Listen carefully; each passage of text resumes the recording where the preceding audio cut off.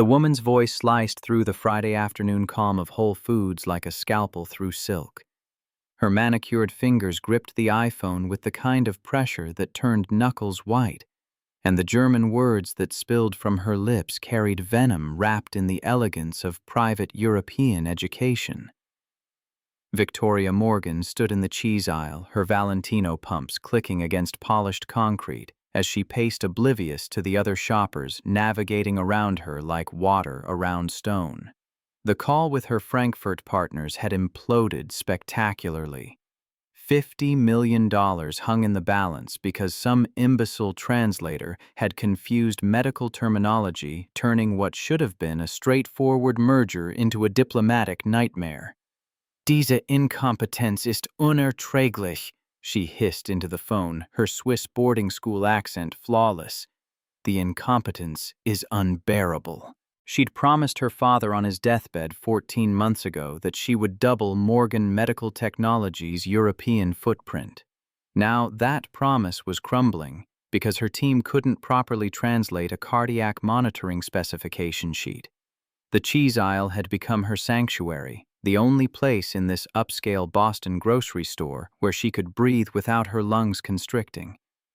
Away from the boardroom, where her brother Garrett's disappointed eyes tracked her every failure. Away from the investors who wondered if a 35-year-old woman could really fill her father's shoes. Her gaze swept across the other shoppers with the clinical detachment of someone who'd spent a lifetime categorizing people into useful and irrelevant. That's when she saw him. The man stood near the dairy section, paint-stained jeans hanging loose on a frame that suggested he'd lost weight recently. His hands, rough and calloused, gripped a shopping cart where a young girl sat swinging her legs with the unconscious rhythm of childhood. The girl couldn't have been more than 8 strawberry blonde hair pulled into a simple ponytail that had started to come undone. Her blue eyes tracked the shelves with careful attention, the kind of focus children develop when resources are limited and choices matter. Victoria's lips moved before her better judgment could intervene. The German flowed easily, a reflex born from years of European negotiations, and the fundamental certainty that no one in this American grocery store would understand. Schauen Sie sich diesen Mann an, she murmured into her phone, though the Frankfurt partner had already hung up. Look at that man. Schäbige Kleidung, das Kind so schlecht gekleidet. Shabby clothes, the child dressed so poorly. Her voice dropped lower, intimate with cruelty. Wahrscheinlich kann sich nicht einmal eine angemessene Bildung für seine Tochter leisten. Füttert sie mit billigem, verarbeitetem Essen statt Bioprodukten. Probably can't even afford proper education for his daughter, feeding her cheap, processed food instead of organic. The words tasted bitter even as she spoke them, but the release felt necessary. Sometimes the weight of expectation required a target, and this stranger with his worn clothes and budget groceries served as well as any. The man turned slowly. His movement held no urgency, just the deliberate care of someone who'd learned to conserve energy for battles that mattered. Dark eyes met hers across 10 feet of upscale grocery store real estate, and in them Victoria saw something that made her stomach clench. Intelligence, recognition, understanding. His voice emerged in German so flawless, so utterly without accent, that for a moment Victoria's brain couldn't process what was happening. Ich verstehe jedes Wort, das Sie sagen, gnädige Frau. I understand every word you are saying, madam. His tone carried no anger, just a quiet dignity that somehow made everything worse. Und während meine Tochter vielleicht keine teure Kleidung trägt, wurde ihr beigebracht, andere zu respektieren, unabhängig von ihrem Aussehen. And while my daughter may not wear expensive clothes, she has been taught to respect others regardless of their appearance. The iPhone slipped from Victoria's fingers.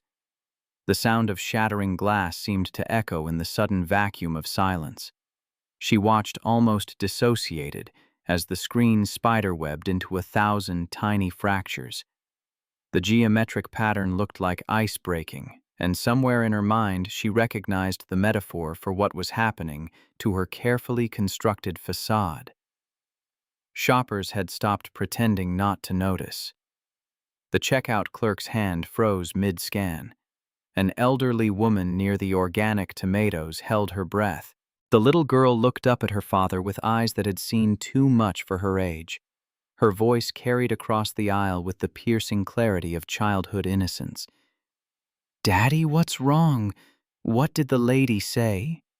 Marcus Hayes bent to his daughter's eye level, and Victoria watched the transformation as his features softened. When he spoke to the child, his English held traces of Boston vowels mixed with something else, something refined that suggested education and origins far from paint-stained jeans and discount groceries. "Sometimes people make incorrect assumptions about others, sweetheart. This lady was speaking in German, and she didn't realize I could understand her." Emma's small face scrunched in thought-processing information with the seriousness of someone forced to grow up faster than childhood allowed. "Like the kids at school," she said, her voice dropping to a whisper that somehow carried. "The ones who laugh because I don't have new shoes." She glanced down at her sneakers, worn but meticulously clean. "Or because I don't have a mom like everyone else." The simplicity of the observation hit Victoria like a physical blow. She watched Marcus's expression shift, grief flashing across his features before he locked it down behind a smile that looked like it cost him everything. "Something like that, sweetheart. But remember what we always say about assumptions." Emma nodded, her ponytail bobbing. The recitation came easily, clearly, a familiar litany between father and daughter. "They make a donkey out of you and me." She giggled at the wordplay, the sound incongruously bright in the tense atmosphere. Victoria bent to retrieve her phone, cheeks burning with shame that felt foreign and uncomfortable. For a woman who prided herself on perfect control, on always being the smartest person in any room, this humiliation was unbearable. The cracked screen reflected her face in fractured pieces, an apt metaphor she didn't want to examine too closely. "I apologize." The words came out formal, stiff, inadequate. "My call was stressful, and I spoke thoughtlessly." Marcus nodded once, a simple acknowledgement that somehow conveyed more disappointment than anger would have.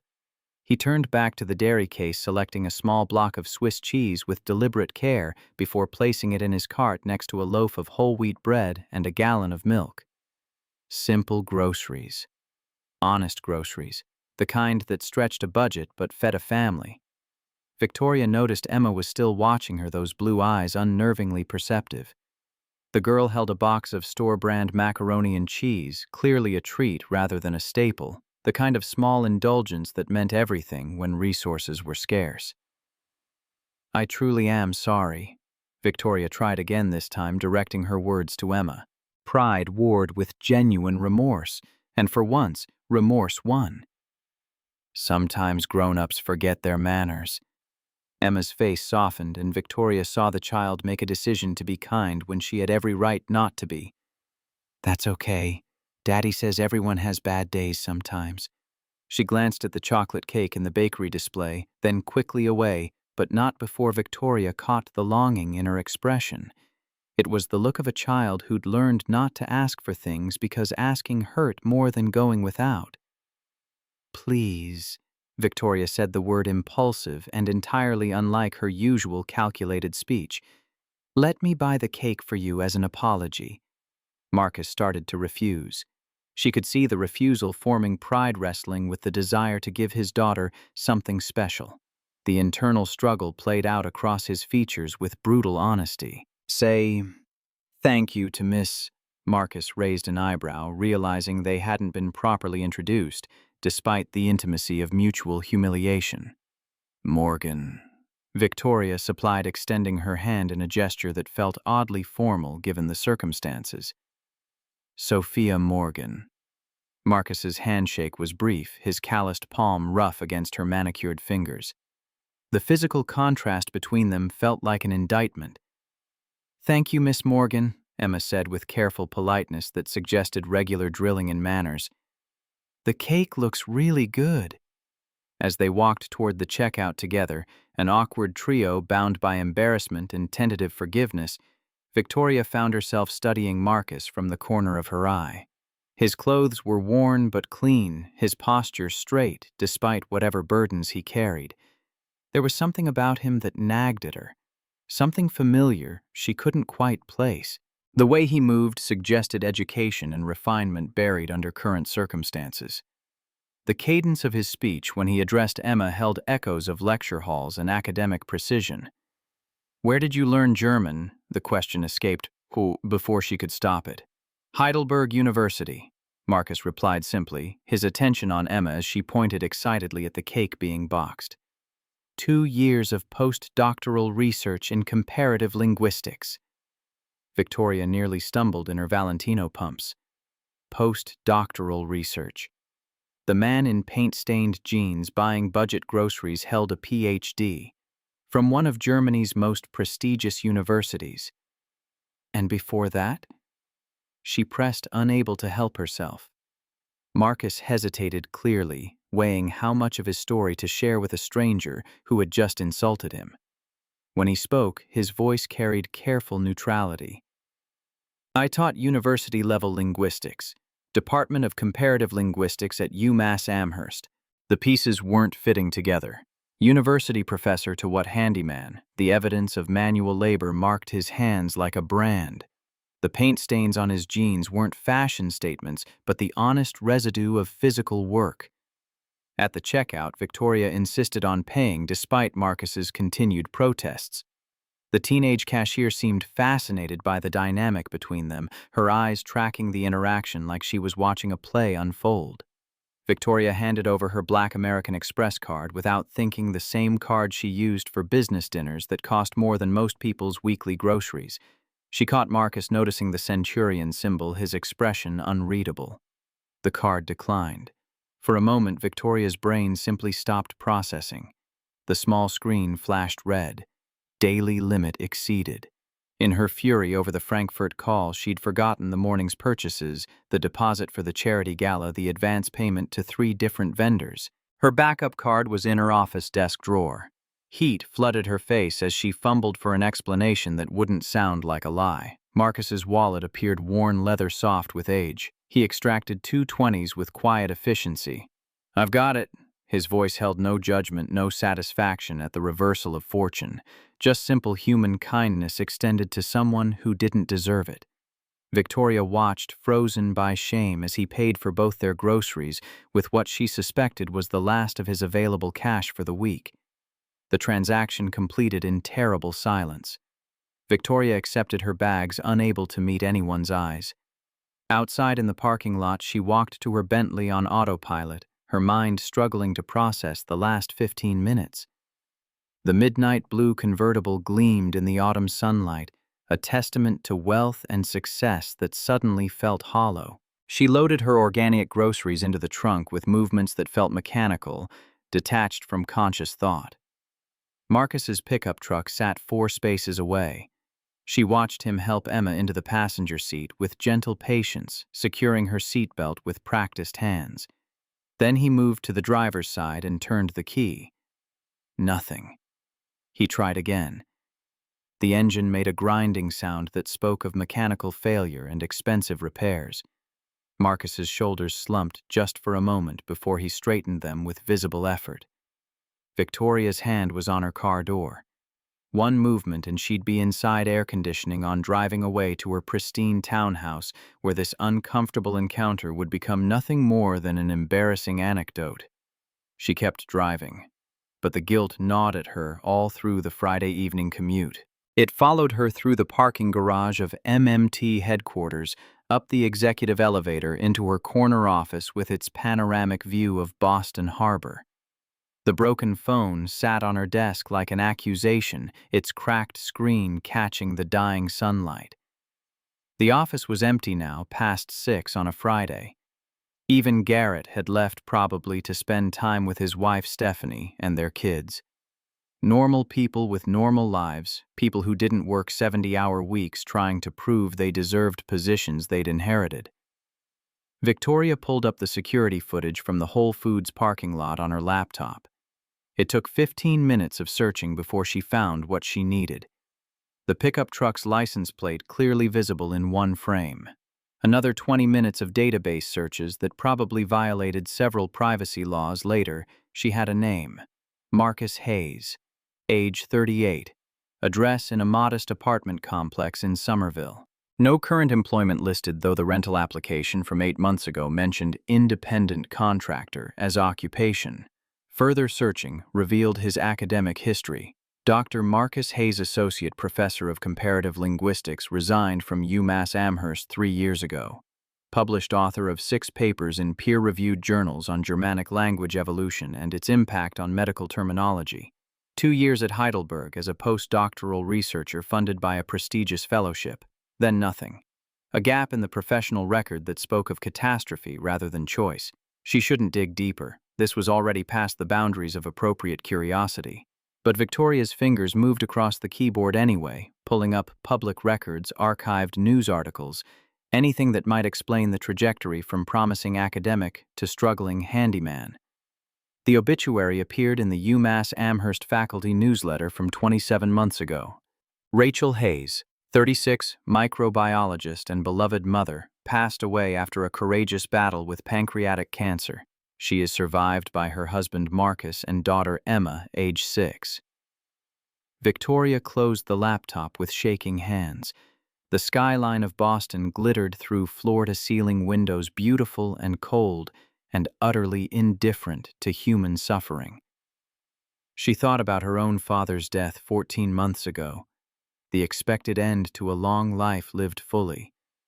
Then she thought about losing your spouse at 36, watching your wife die while trying to raise a 6-year-old daughter.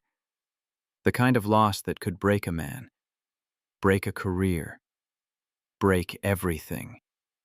Her phone buzzed.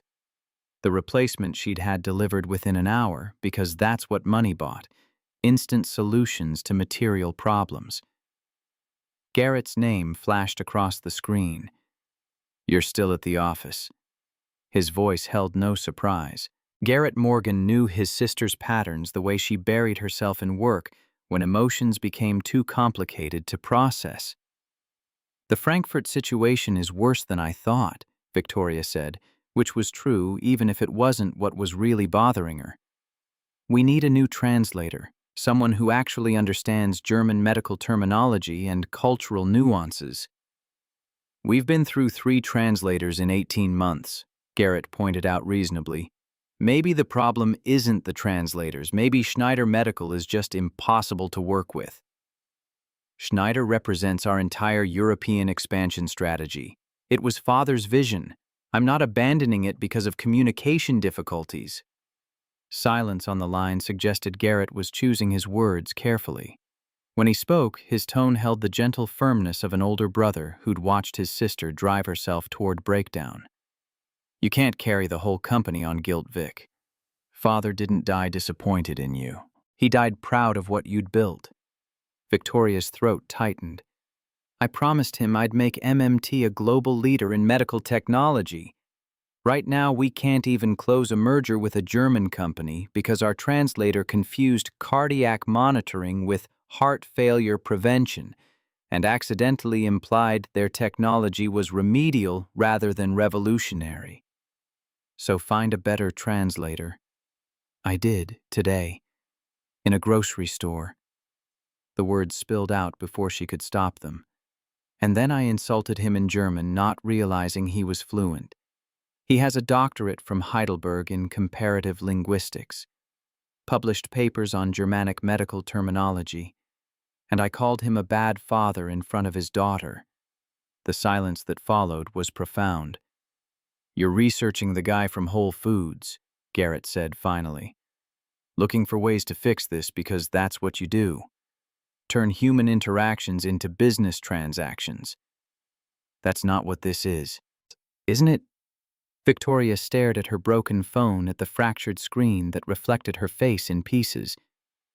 "He was kind to me," she said quietly. "After I said terrible things.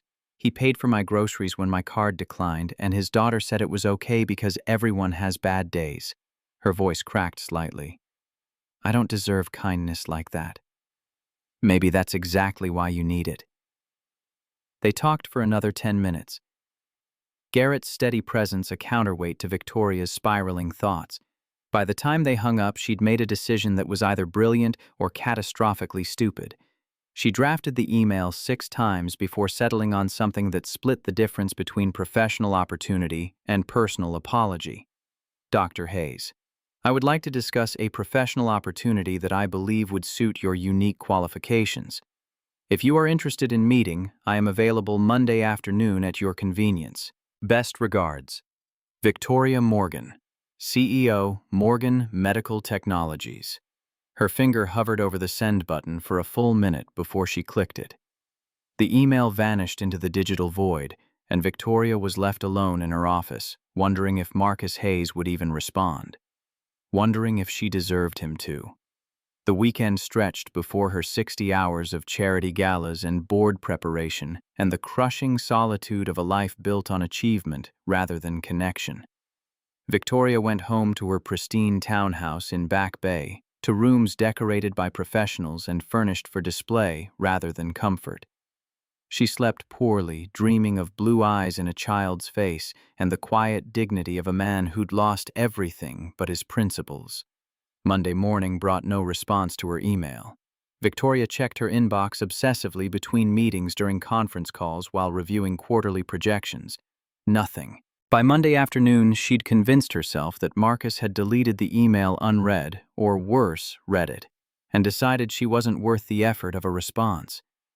The rejection stung more than it should have given that they were strangers, bound only by a brief, humiliating encounter.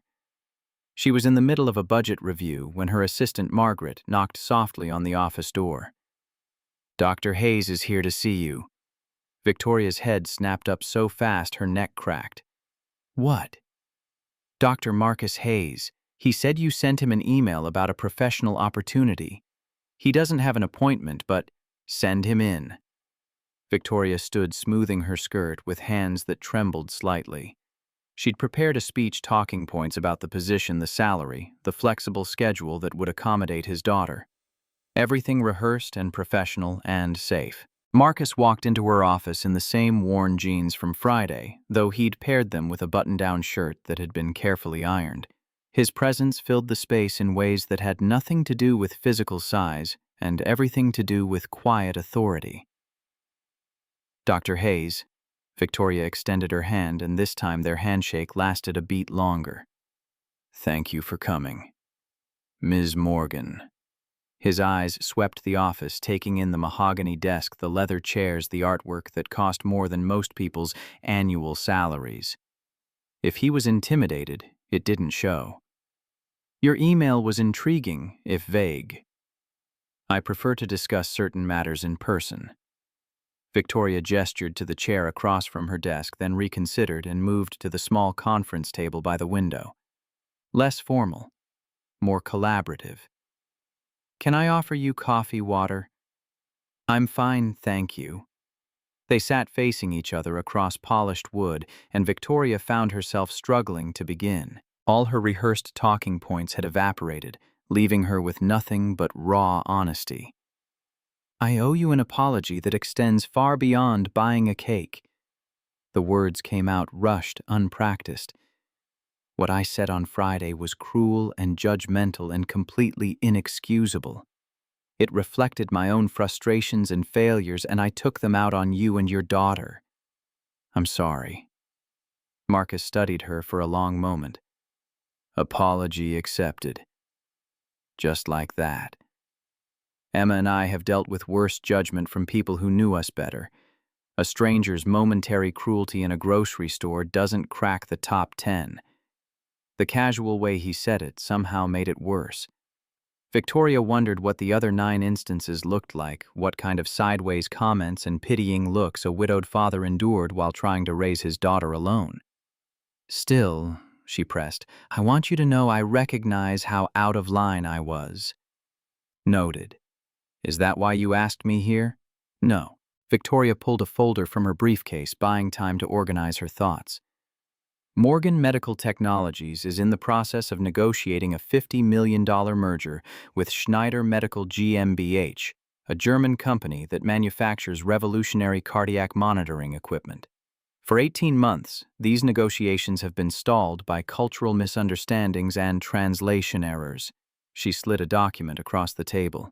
Marcus picked it up, eyes scanning the dense technical German with the ease of native fluency. Your last translator confused Herzüberwachung with Herzversagensvorbeugung, he observed after 30 seconds. Cardiac monitoring versus heart failure prevention. The implications are entirely different. Exactly.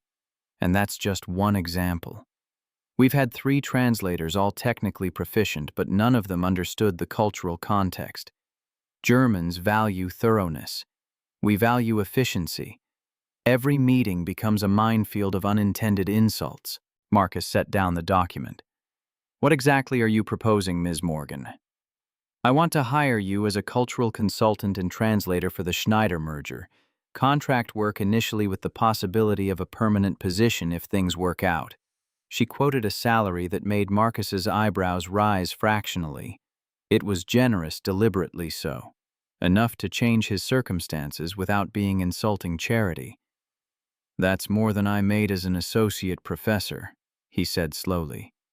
Your expertise is worth it. Plus, the schedule would be flexible.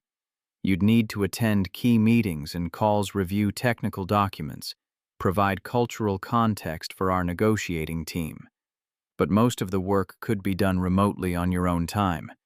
You could still pick Emma up from school every day. Something shifted in Marcus's expression at the mention of his daughter. Victoria realized she'd hit the right pressure point. You've been researching me. I have. I hope you don't find that invasive. I needed to verify your qualifications. And what did your research reveal? Victoria met his gaze directly. That you published 6 papers on Germanic medical terminology. That you spent 2 years at Heidelberg on a prestigious fellowship. That you left UMass 3 years ago and haven't worked in academia since. She paused. And that your wife Rachel passed away 27 months ago. I'm sorry for your loss. Marcus's jaw tightened, grief flashing across his features before he locked it down. When he spoke, his voice carried the careful neutrality of someone who'd had this conversation too many times. I left my position to care for Rachel during her illness. After she died, there were medical bills. Emma needed stability more than I needed a professional title. Handyman work pays cash and doesn't require me to explain gaps in my resume. And now Emma's 8. She's in therapy processing her grief in healthy ways. We're stable. But stable isn't the same as thriving. He studied the salary figure again. This kind of money would mean college funds, art supplies, maybe even moving to a better school district. Victoria recognized the moment of decision forming, saw Marcus weighing pride against pragmatism and finding pragmatism heavier. I'll need to think about it, he said finally. Discuss it with Emma. Make sure she's comfortable with changes to our routine. Of course, take the weekend if you need it. Marcus stood and Victoria rose with him. They shook hands again, and this time Victoria let herself notice the strength in his grip, the competence in those work-roughened hands. Thank you for considering this, Dr. Hayes. Marcus, if we're going to work together, Ms. Morgan, we should probably use first names. Victoria. She smiled, and it felt genuine in a way her professional smiles rarely did. And I hope we will be working together. After Marcus left, Victoria sat alone in her office watching the door he'd walked through. Garrett appeared 15 minutes later, settling into the chair Marcus had vacated. Margaret says you had an interesting visitor. I offered him the job. The guy from Whole Foods. Garrett's expression was carefully neutral. You're sure this is about the Schneider merger, and not about assuaging guilt? It's about both, Victoria admitted. But mostly it's about saving Father's European expansion plan. Marcus Hayes is exactly what we need. Fluent in German expertise in medical terminology, understanding of cultural context. The fact that I owe him an apology is secondary to his qualifications. And if he says no, then we keep struggling with Schneider until they give up on us entirely, and I spend the rest of my life wondering if I could have saved Father's vision if I'd just been a better person. Garrett was quiet for a long moment. You know Father would have liked him. Marcus, I mean, Dad always said the best hires came from unexpected places. Victoria thought about her father, about his instinct for seeing potential in people others overlooked. Jonathan Morgan had built MMT from a two-person startup in his garage to a $200 million company by trusting his gut about people. Maybe she'd inherited some of that instinct. Or maybe she was just desperate enough to take a chance on a man who'd shown her kindness when she deserved condemnation. Either way, she'd made the offer. Now she could only wait for Marcus's answer and hope that grace extended in a grocery store might become something more substantial in the harsh light of professional reality. Marcus drove home from MMT headquarters in his pickup truck, which had finally started after 30 minutes of coaxing and a jump from a kind stranger with cables. The check engine light glowed amber on the dashboard, a constant reminder of repairs he couldn't afford and problems he'd been deferring for months. Emma was waiting at Mrs. O'Sullivan's apartment 2 doors down from their own. The elderly Irish woman had been watching Emma after school for the past year, charging rates so far below market that Marcus knew it was charity disguised as business. But pride was a luxury he couldn't afford, so he accepted the kindness and paid what he could. "Daddy!" Emma launched herself at him the moment he knocked, wrapping thin arms around his waist. "Mrs. O'Sullivan and I made cookies. She said I could bring some home." Marcus accepted the paper bag of still warm chocolate chip cookies with appropriate gratitude. Mrs. O'Sullivan stood in her doorway, white hair carefully curled, eyes sharp despite her 78 years. "She's a good girl, your Emma," the old woman said in her faded Dublin accent. "Helped me with the dishes without being asked. Thank you for watching her, Mrs. O'Sullivan. It's no trouble at all. She's better company than my television."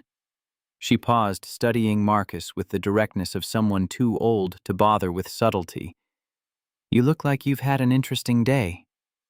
"You could say that. Good, interesting, or bad, interesting." Marcus glanced at Emma, who was already digging into the cookie bag. "Not sure yet. I'll let you know." Back in their apartment, a cramped 2-bedroom with second-hand furniture and walls that needed painting, Marcus helped Emma with her homework while his mind churned through Victoria Morgan's offer. $85,000. Health insurance. Flexible schedule. The chance to use his education again to be Dr. Hayes instead of Marcus the handyman who fixed leaky faucets.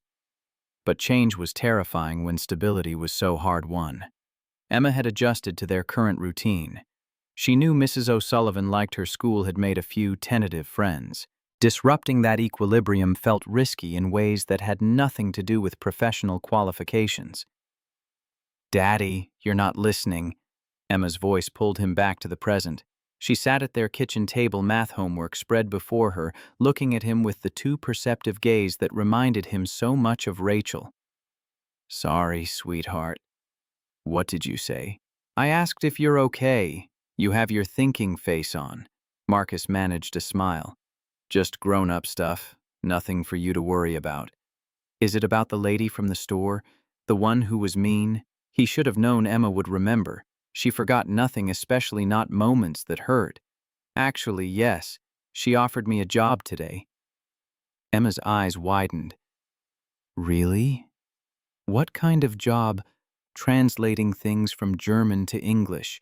Helping her company talk to people in Germany who make medical equipment. Like the job you used to have at the university." "Similar. Different setting, but using the same skills." Emma considered this carefully, her small face serious. "Would you have to go away? Like when you went to conferences before Mommy got sick?" The question cut deep. Emma's memories of before were fragmentary now, 3 years being an eternity in child time. But she remembered the absences, the business trips that had been normal when Rachel was alive and impossible after. "No trips," Marcus assured her. I could work from home most days, and I'd still pick you up from school every afternoon. Then you should do it. Emma spoke with the absolute certainty of 8-year-old logic. You're always happier when you talk about words and languages. Mrs. O'Sullivan says people should do work that makes them happy if they can. Marcus felt his throat tighten. When had his daughter become wise enough to recognize his unhappiness? He'd thought he'd hidden it better, buried it under the dailiness of survival and the careful maintenance of routine. It's not that simple, Em. New jobs mean changes, new schedules, new people, new expectations. But good changes can be scary and still be good, right? That's what Dr. Patterson says. Dr. Patterson was Emma's therapist, a kind woman who specialized in childhood grief. Apparently, she'd been teaching Emma to embrace change rather than fear it, a lesson Marcus could probably use himself. You're right, he admitted. Sometimes good things are scary. Like when we moved here and I was scared about new school, but then I met Aisha and she became my best friend. Exactly like that. Emma returned to her math homework, satisfied that the conversation was resolved. Marcus watched her work her tongue, poking out slightly in concentration, and felt the familiar ache of loving someone so much it physically hurt. Rachel should be here for this. She should be the one helping with homework while Marcus graded papers. She should be alive to see their daughter growing up brave and kind despite everything, but she wasn't. And grief was a luxury Marcus couldn't afford to indulge when there was dinner to make, and bills to pay, and a future to build from the wreckage of the past. That night, after Emma was asleep, Marcus sat at his laptop and composed a response to Victoria Morgan's offer. The cursor blinked at him accusingly as he typed and deleted, trying to find words that balanced professionalism with the vulnerability of admitting he needed this chance. Ms. Morgan, thank you for the opportunity to discuss the position at MMT. After careful consideration, I would like to accept your offer pending agreement on schedule flexibility to accommodate my daughter's needs.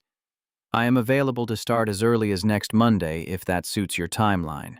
Best regards, Marcus Hayes.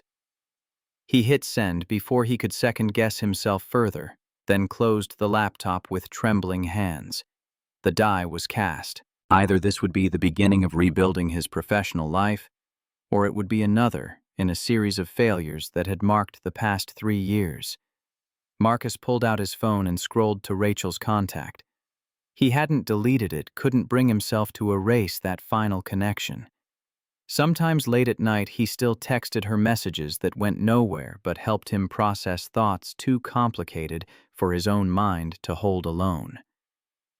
I got a job offer today, using my linguistics degree. Good money, flexible schedule, chance to do intellectual work again. I think you'd approve. I think you'd tell me to stop being scared and take the risk. Miss you. Always. The message sat undelivered in the gray space of digital limbo, a prayer to a deity who would never answer. But it helped somehow to imagine Rachel reading it, smiling that smile that always made everything seem possible. He went to bed that night with cautious hope flickering in his chest, fragile as candlelight, but refusing to extinguish. Victoria's response came at 6 the next morning. Marcus, excellent. Monday works perfectly. Please come to my office at 9 to complete HR paperwork and meet the team. I look forward to working with you. Best, Victoria. The formality of it pleased him. No effusive thanks, no performative friendship, just professional acknowledgement of a business arrangement that he could handle. The weekend passed in a blur of preparation. Marcus bought a new shirt from the clearance rack at Macy's, got his one decent pair of khakis dry cleaned, tried to tame hair that had gotten too long between cuts. On Sunday night, he stood before the bathroom mirror and barely recognized the man looking back. Dr. Marcus Hayes, not Marcus the handyman, not Marcus the widower, just a professional returning to professional work. It felt like putting on an old coat that didn't quite fit anymore, familiar, but strange. He'd have to grow into it again. Remember how to inhabit this version of himself. Monday morning arrived with autumn sunlight filtering through their apartment's narrow windows. Emma insisted on helping him pick out which shirt to wear, settling on the light blue one, because it makes your eyes look nice.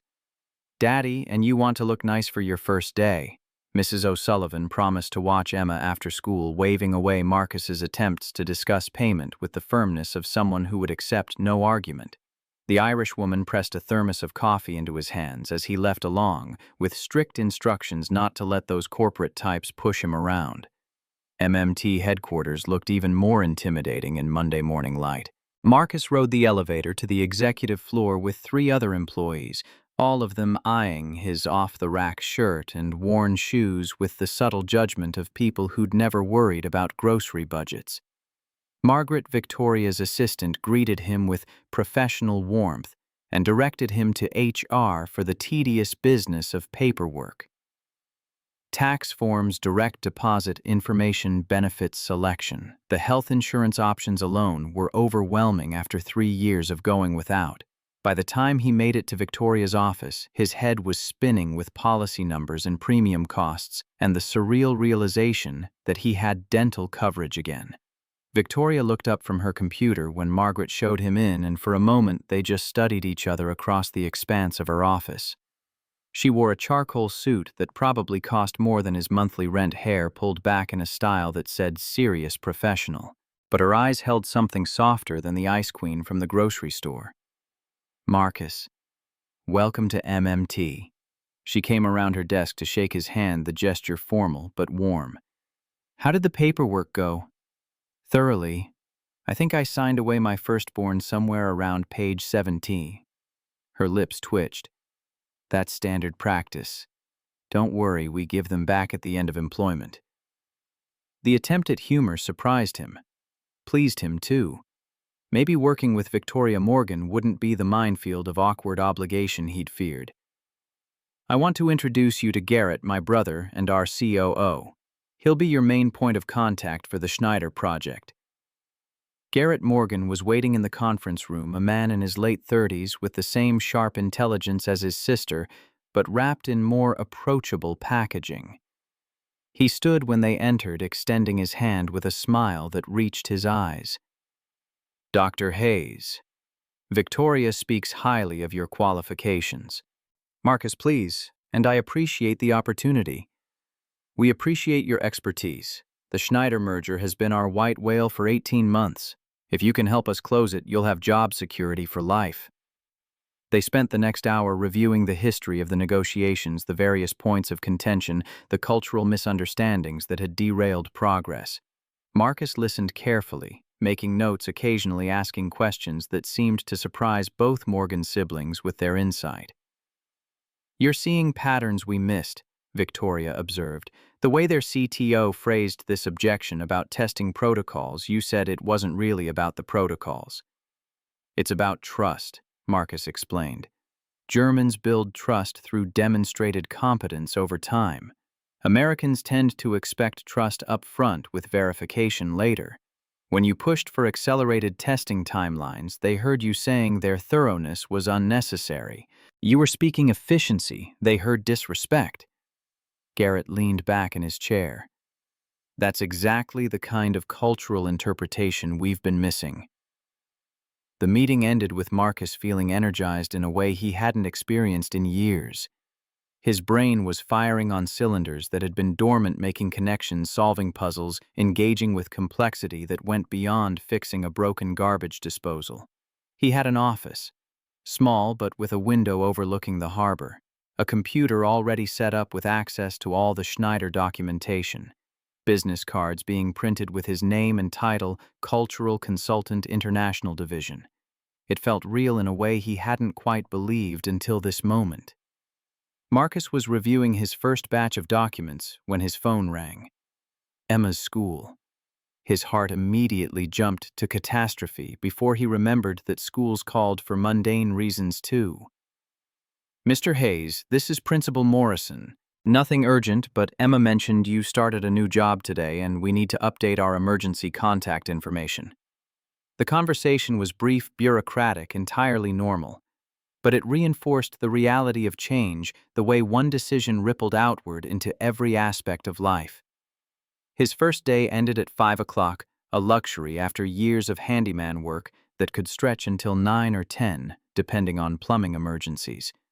Marcus picked up Emma from Mrs. O'Sullivan's right on time, saw her face light up when he walked through the door still wearing his work shirt and tie. "How was it, Daddy, did you translate important things?" "Very important things. Medical equipment that helps doctors take care of people's hearts." "Like the doctors who took care of Mommy." The question was casual, said without pain, just a child making connections between old grief and new information. Marcus knelt to her level, looking into eyes so much like Rachel's, it still hurt. "Exactly like that, sweetheart. Maybe if this equipment existed sooner, it could have helped Mommy." Emma processed this seriously. "Then it's really important work."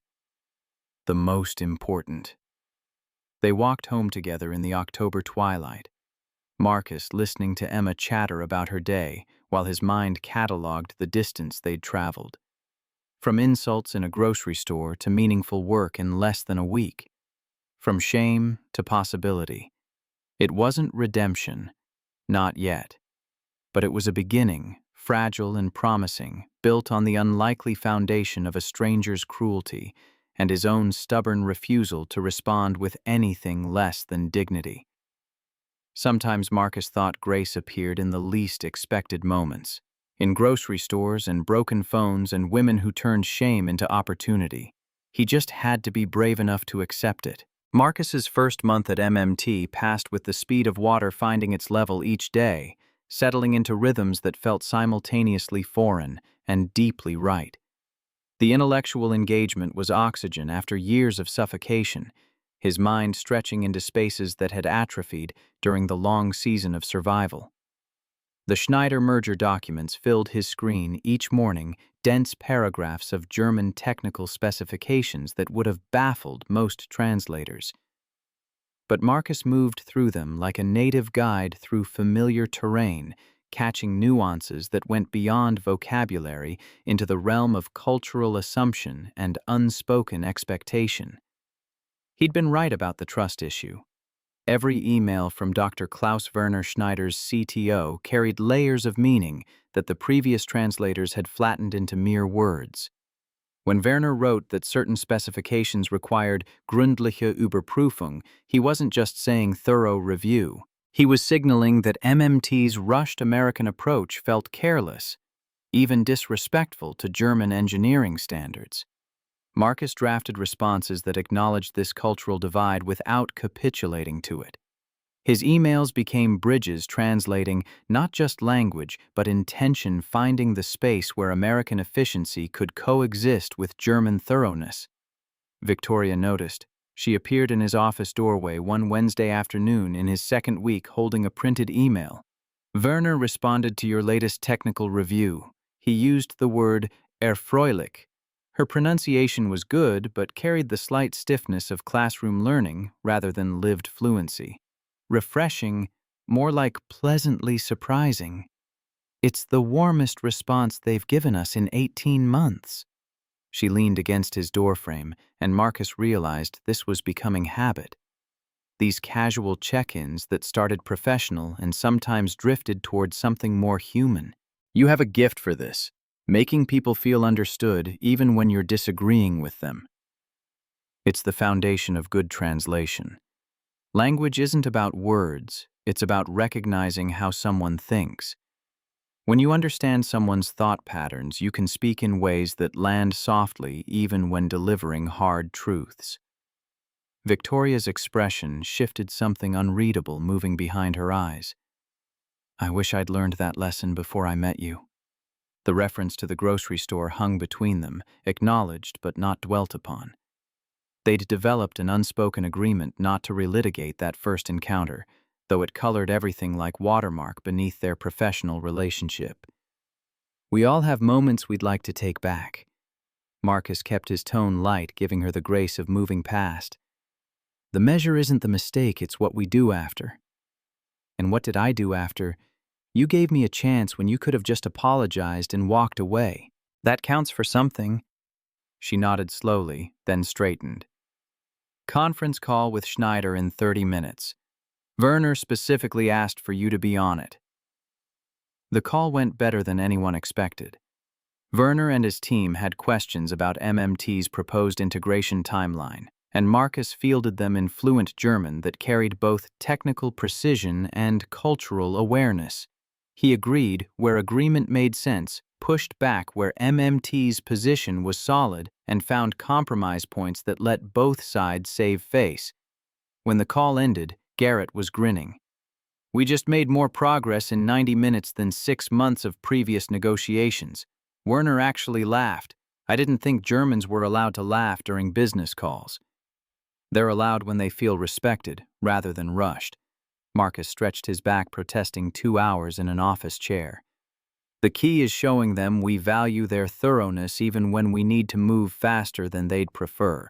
Over the following weeks, the Schneider merger became Marcus's primary focus, though he made sure to leave at 3 each day to pick up Emma from school. The flexibility Victoria had promised wasn't just lip service. When he explained his non-negotiable boundaries around his daughter, both Morgan's siblings responded with understanding that felt genuine. Emma was thriving too. The financial security meant new art supplies, a warm winter coat that actually fit the small luxuries that accumulated into quality of life. She'd started an after-school art program, coming home with paintings that showed a talent Marcus recognized as inherited from Rachel's side of the family. But stability had a way of drawing predators. The email from Charlotte Warren appeared on a Friday evening, landing in Marcus's personal inbox with the force of a grenade lobbed into peaceful territory. Marcus, I heard through mutual acquaintances that you've taken a corporate position. I'm glad you're finally getting back on your feet professionally, though. I worry about how a demanding new career might impact Emma's stability. I'll be in Boston next month for a conference. We should discuss what's best for her future. Charlotte. The phrasing was careful, almost friendly, but Marcus read the subtext with perfect clarity. Charlotte had never approved of his decision to leave academia. She'd suggested multiple times in the months after Rachel's death that Emma might be better off living with her, while Marcus got his life together professionally. He'd shut those conversations down firmly, but Charlotte was Rachel's only sibling, Emma's only blood relative besides him. She had legal standing if she pushed, and the threat implicit in "discuss what's best for her" was unmistakable. Marcus sat at his small kitchen table, Emma already asleep in her room, and felt old fear wrap around his throat. He'd built something stable finally, but it was so new, so fragile. So, if Charlotte challenged him for custody even unsuccessfully, the legal process alone could destroy everything. His phone was in his hand before he'd consciously decided to call. Victoria's number given for work emergencies felt appropriate for this crisis, even if the crisis was personal. She answered on the second ring. Marcus. Everything okay? Can I ask your advice on something that's not work-related? Of course. He read her the email. The silence that followed stretched long enough that Marcus wondered if the call had dropped. That's a threat. Victoria's voice had gone cold, the executive who'd built a company in her father's shadow. Veiled but unmistakable. I know. I just don't know what to do about it. Does Charlotte have any legitimate grounds for concern about Emma's welfare? No. Emma's in therapy, doing well in school, has friends. We're stable for the first time in years. His hand tightened on the phone. But I was unemployed for a long time, struggling. Charlotte could argue that my current stability is too recent to count. She could argue that. She'd be wrong, but she could argue it. Victoria paused. Marcus, do you have a family lawyer? I can't afford a family lawyer. You can now. And more importantly, MMT can. This is an employment matter, an employee being threatened because of circumstances related to taking this position. Let me talk to our legal department. I don't want charity. It's not charity, it's protecting our investment. We just spent a month getting you up to speed on the Schneider merger. If you're distracted by custody threats, our business suffers. This is entirely selfish on my part." The excuse was transparent, but Marcus accepted it because pride was still a luxury he couldn't quite afford. "Thank you." "Don't thank me yet. Just forward me that email and try to get some sleep. We'll deal with this Monday." But sleep didn't come easily. Marcus lay awake thinking about Charlotte, about her grief over Rachel's death that had manifested as judgment toward him. She'd never forgiven him for surviving when her sister didn't, as if Marcus had any more control over pancreatic cancer than Charlotte did. Monday brought worse news. Marcus was reviewing German technical specifications when his phone rang from an unknown number. "Dr. Hayes, this is Marcus Brennan from Warren & Associates. I represent Charlotte Warren in a family matter concerning your daughter, Emma." Ice flooded Marcus's veins. Charlotte had moved past threats to action, hired an attorney, escalated faster than he'd anticipated. "I haven't agreed to discuss anything." "That's your right. But Ms. Warren asked me to inform you that she'll be filing a petition for custody evaluation based on concerns about Emma's stability given your recent career changes and history of financial instability.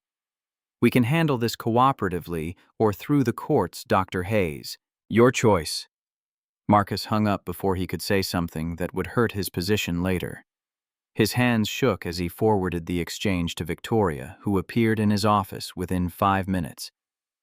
"Garrett's calling our corporate counsel now. They'll connect you with Eleanor Winters, the best family lawyer in Boston." She closed his office door, giving them privacy from the open floor plan. "Marcus, I'm so sorry. This is unconscionable." It's Charlotte processing grief the only way she knows how, by trying to fix what she sees as wrong.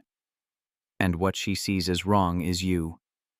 She sees a man who left a prestigious academic position, whose wife died leaving massive medical debt, who spent 2 years doing manual labor while raising a grieving child. She's not entirely wrong that it looked unstable from the outside. Victoria's expression hardened. Looking unstable and being unstable are entirely different things. You made choices that prioritized Emma's welfare over your career. That's good parenting, not grounds for custody intervention. But the legal system didn't always recognize that distinction.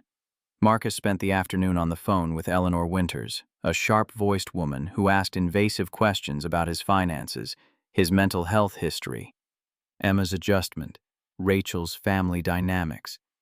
By the end of the call, he felt flayed open and exposed. Eleanor's assessment was cautiously optimistic. "You have a strong position. Biological parent, no history of abuse or neglect, stable employment now. And Emma's therapist can testify to her positive adjustment. But custody evaluations are invasive and stressful. Even if you win, which I expect you will, the process itself is damaging. Then what do we do? We gather evidence of your excellent parenting, prepare for the evaluation, and hope Charlotte backs down when she realizes she has no real case. But, Marcus," Eleanor's voice gentled slightly, "start preparing Emma, not for the worst, but for the possibility that she might be interviewed by a court-appointed evaluator." The conversation with Emma that evening was one of the hardest Marcus had ever navigated.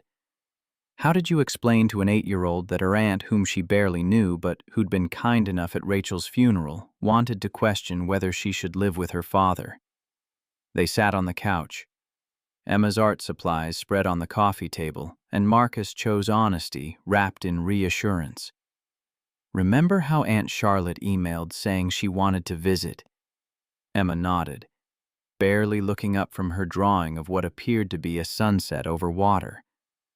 "Well, she's worried about us, about whether we're doing okay, so she asked some official people to check on us and make sure you're happy and healthy." That got Emma's attention. She set down her colored pencil and looked at Marcus with those 2 perceptive eyes. "Are we in trouble?" "No, sweetheart. Sometimes when someone who loves you doesn't see you very often, they worry more than they need to. Aunt Charlotte lives far away in California, so she doesn't get to see how well you're doing, how happy you are." "I am happy." Emma said it with the simple certainty of truth. "I miss Mommy still, but I'm happy with you. I know. And that's what we'll show the people who come to talk to us, that we're a good team, you and me. Emma returned to her drawing, the crisis already processed, and filed away with the resilience of childhood. But Marcus sat beside her, watching her color careful strokes of orange and pink across the sky, and felt the weight of responsibility crush down like atmospheric pressure. He'd survived Rachel's death, rebuilt from nothing, found work that used his mind again. And now Charlotte, wrapped in her own unprocessed grief, wanted to dismantle the fragile structure he'd built because she couldn't see past his failures to his recovery.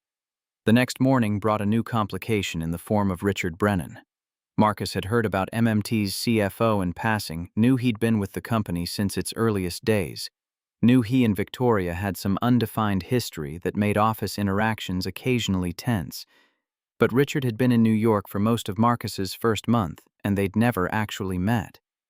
That changed when Marcus arrived at his office to find a man in an expensive suit sitting in his desk chair, reading through his Schneider files.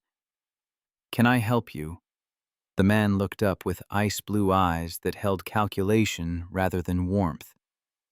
"Dr. Hayes, I'm Richard Brennan, Chief Financial Officer.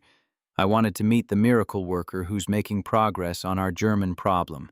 Something in his tone made the compliment sound like an accusation. Marcus set down his briefcase with deliberate care.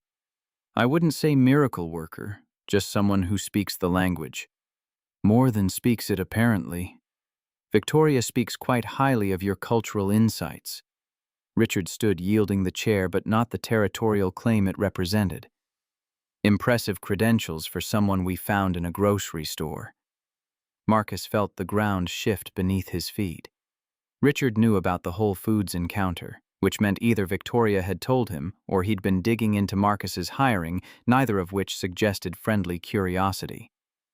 "I'd prefer to think my credentials stand on their own merit, regardless of where the introduction happened. Of course, though it is quite a coincidence, isn't it, MMT desperately needs a German language expert. And you happen to appear right when Victoria's feeling guilty about some personal slight." Richard's smile didn't reach his eyes. "Almost too convenient." "I'm not sure what you're implying." "I'm not implying anything. Just noting that Victoria has always had a soft spot for people she perceives as needing rescue. It's admirable. Sometimes it's even good business." Richard moved toward the door, then paused. "But sometimes it's just guilt masquerading as strategy.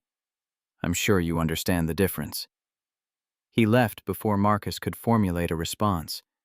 The encounter had lasted less than 3 minutes, but felt poisonous in its brevity, designed to plant doubt without offering anything concrete to refute. Marcus pulled up his Schneider files and tried to focus, but Richard's words kept circling back. Was his position here based on merit, or Victoria's need to assuage her conscience? He'd thought the answer was clear, but doubt was insidious once introduced. His phone buzzed. Text from Victoria. "I heard Richard paid you a visit. Please ignore whatever territorial nonsense he spouted. Your position is secure because you're good at your job, not because I feel guilty." The fact that she'd anticipated Richard's attack and preempted it should have been reassuring. Instead, it confirmed that office politics were more complicated than Marcus had realized, that he'd walked into dynamics he didn't fully understand.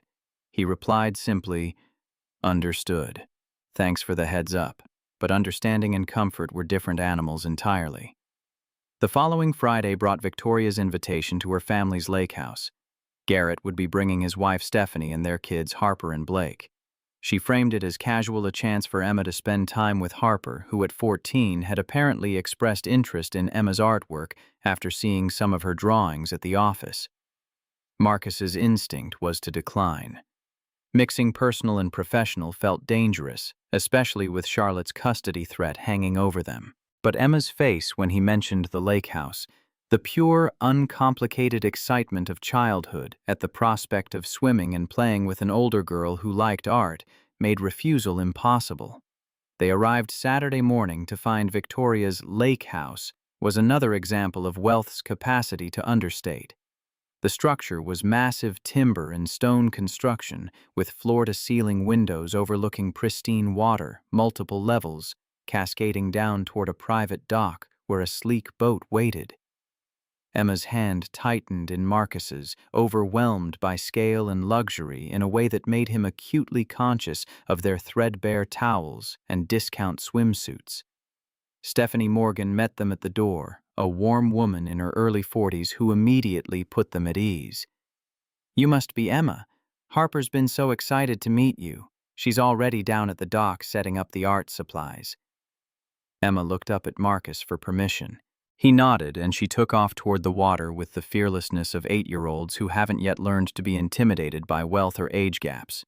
Victoria appeared from the kitchen carrying a pitcher of lemonade barefoot, in white linen pants and a blue top that made her look younger, more approachable than her CEO armor allowed.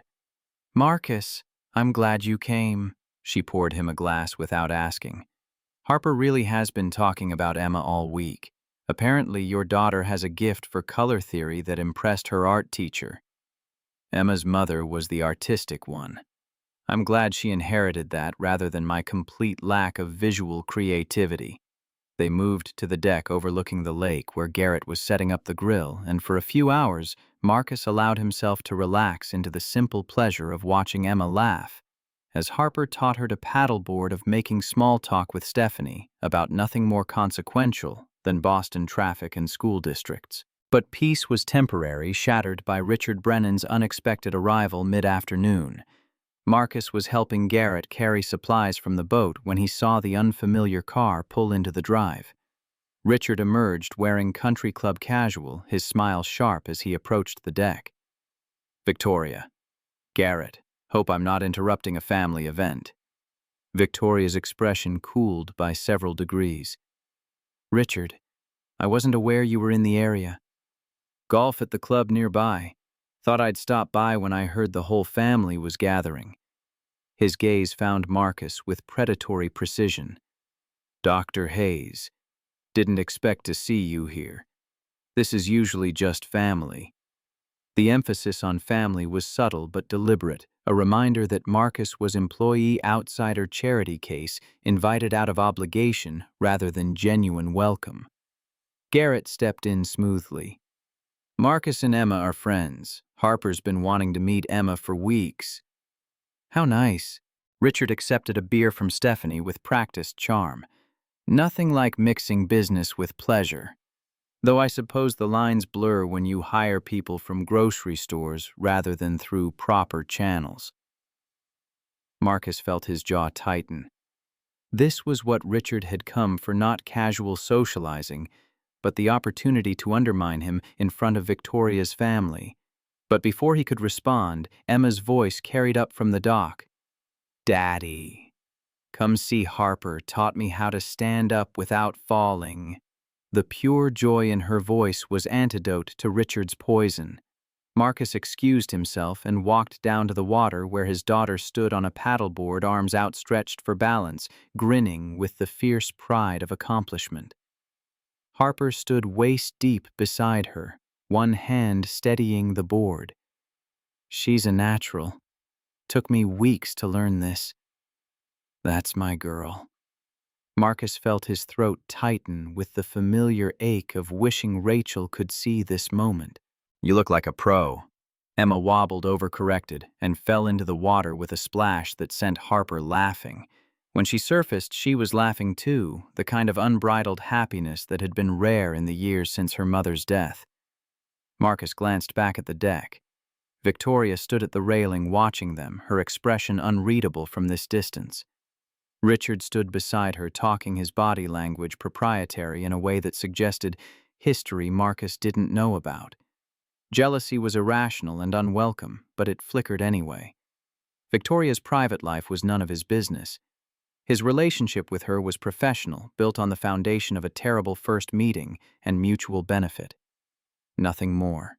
He repeated this to himself as he helped Emma out of the water, toweled her off, listened to her excited chatter about Harper's promise to teach her manga-style drawing.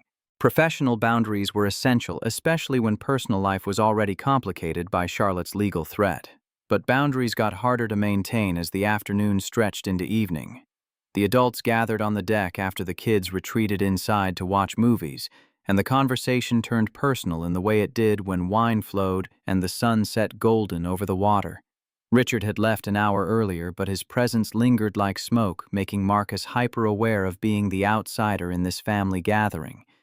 Garrett and Stephanie had the easy intimacy of 15 years together, finishing each other's sentences, sharing private jokes.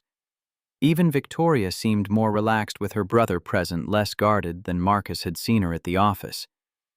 "So, how are you finding MMT?" Stephanie directed the question to Marcus with genuine interest.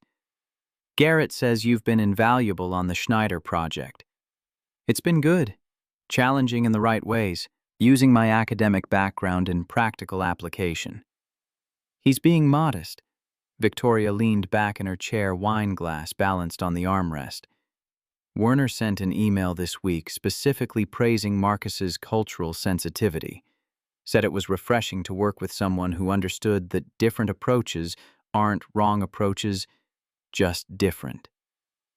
Garrett raised his beer in salute.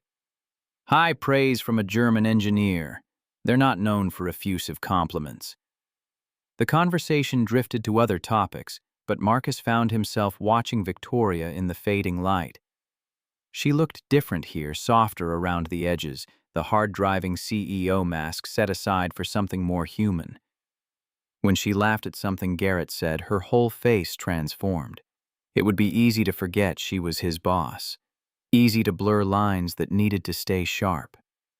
Emma emerged from the house as twilight deepened, ready to leave exhausted from sun and water and new friendship.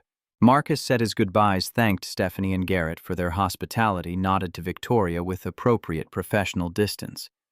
But Victoria walked them to their truck, and in the privacy of the driveway, her hand briefly touched his arm. "Thank you for coming. Emma and Harper were good for each other." Emma had a wonderful time. More fun than she's had in months. "Good." Victoria's hand dropped away, and Marcus felt the absence more than he should have. "See you Monday." Monday. He drove home through gathering darkness. Emma asleep in the passenger seat, and tried not to think about the warmth of Victoria's hand on his arm or the way his pulse had jumped at the casual contact. Professional boundaries. They were essential.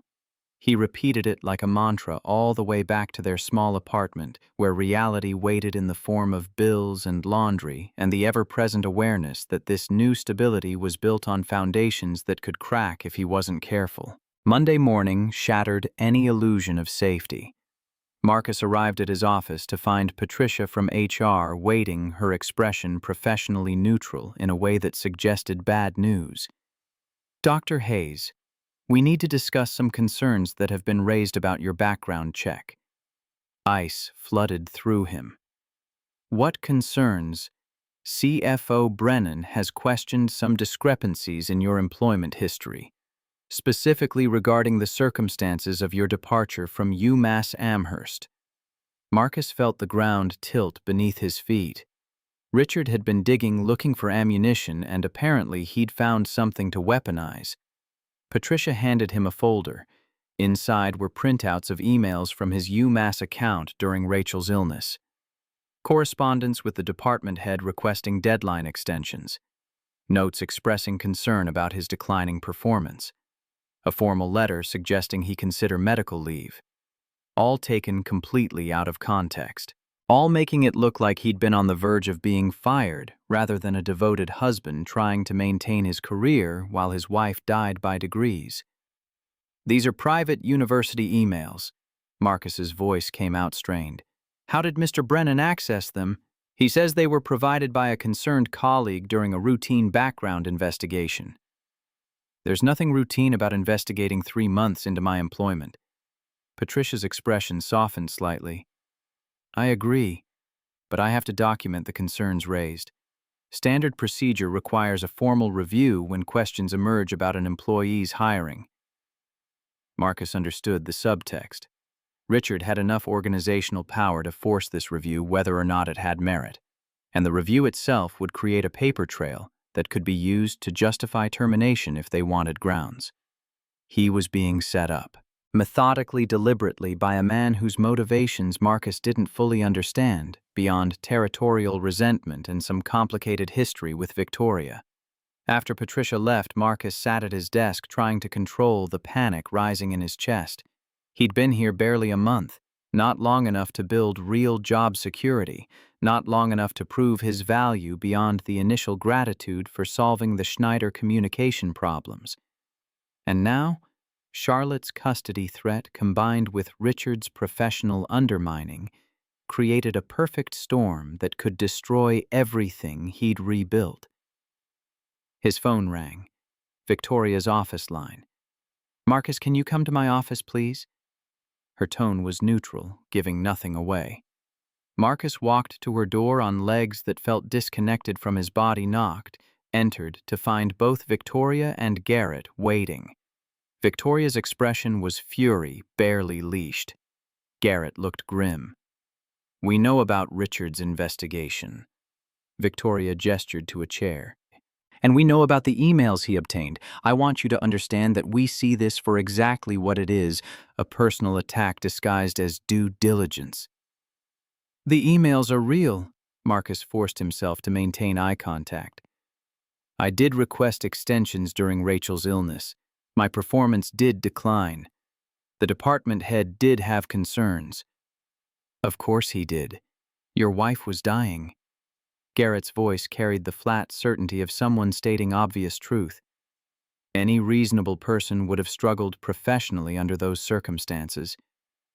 But Richard's framing makes it look like I was failing rather than grieving. Which is why we need to respond carefully. Victoria pulled out her own folder, this one substantially thicker. "Eleanor Winters, the lawyer handling your custody matter, has experience with employment law as well. I've asked her to review Richard's actions for potential privacy violations and harassment. I don't want to make this about office politics." Marcus heard the desperation in his own voice. "I just want to do my job." This became about office politics the moment Richard started weaponizing your personal tragedy. Victoria's tone was ice over rage. "He's crossed a line, and there will be consequences." But consequences took time. Due process, legal review board approval. In the meantime, Marcus existed in professional limbo, his position technically secure but shadowed by investigation. The stress bled into everything. His work with Schneider remained solid, but the joy had leached out of it, replaced by constant awareness that Richard was watching, waiting for him to slip. Emma felt it too, despite Marcus's efforts to shield her. She drew more, talked less, clung tighter when he picked her up from school. The custody evaluation notice arrived the following week. Charlotte had officially filed, and now Marcus faced the prospect of supervised visits, home inspections, psychological evaluations. All the invasive machinery of the legal system, determining whether he was fit to parent his own daughter. Eleanor walked him through what to expect, her voice steady, even as the details made his skin crawl. "They'll interview Emma. It won't be traumatic, the evaluator is trained with children, but she'll ask about her home life, her relationship with you, whether she feels safe and cared for. And if Emma says the wrong thing, Emma will tell the truth, which is that she has a devoted father who puts her needs first. Trust that, Marcus. Trust your relationship with her."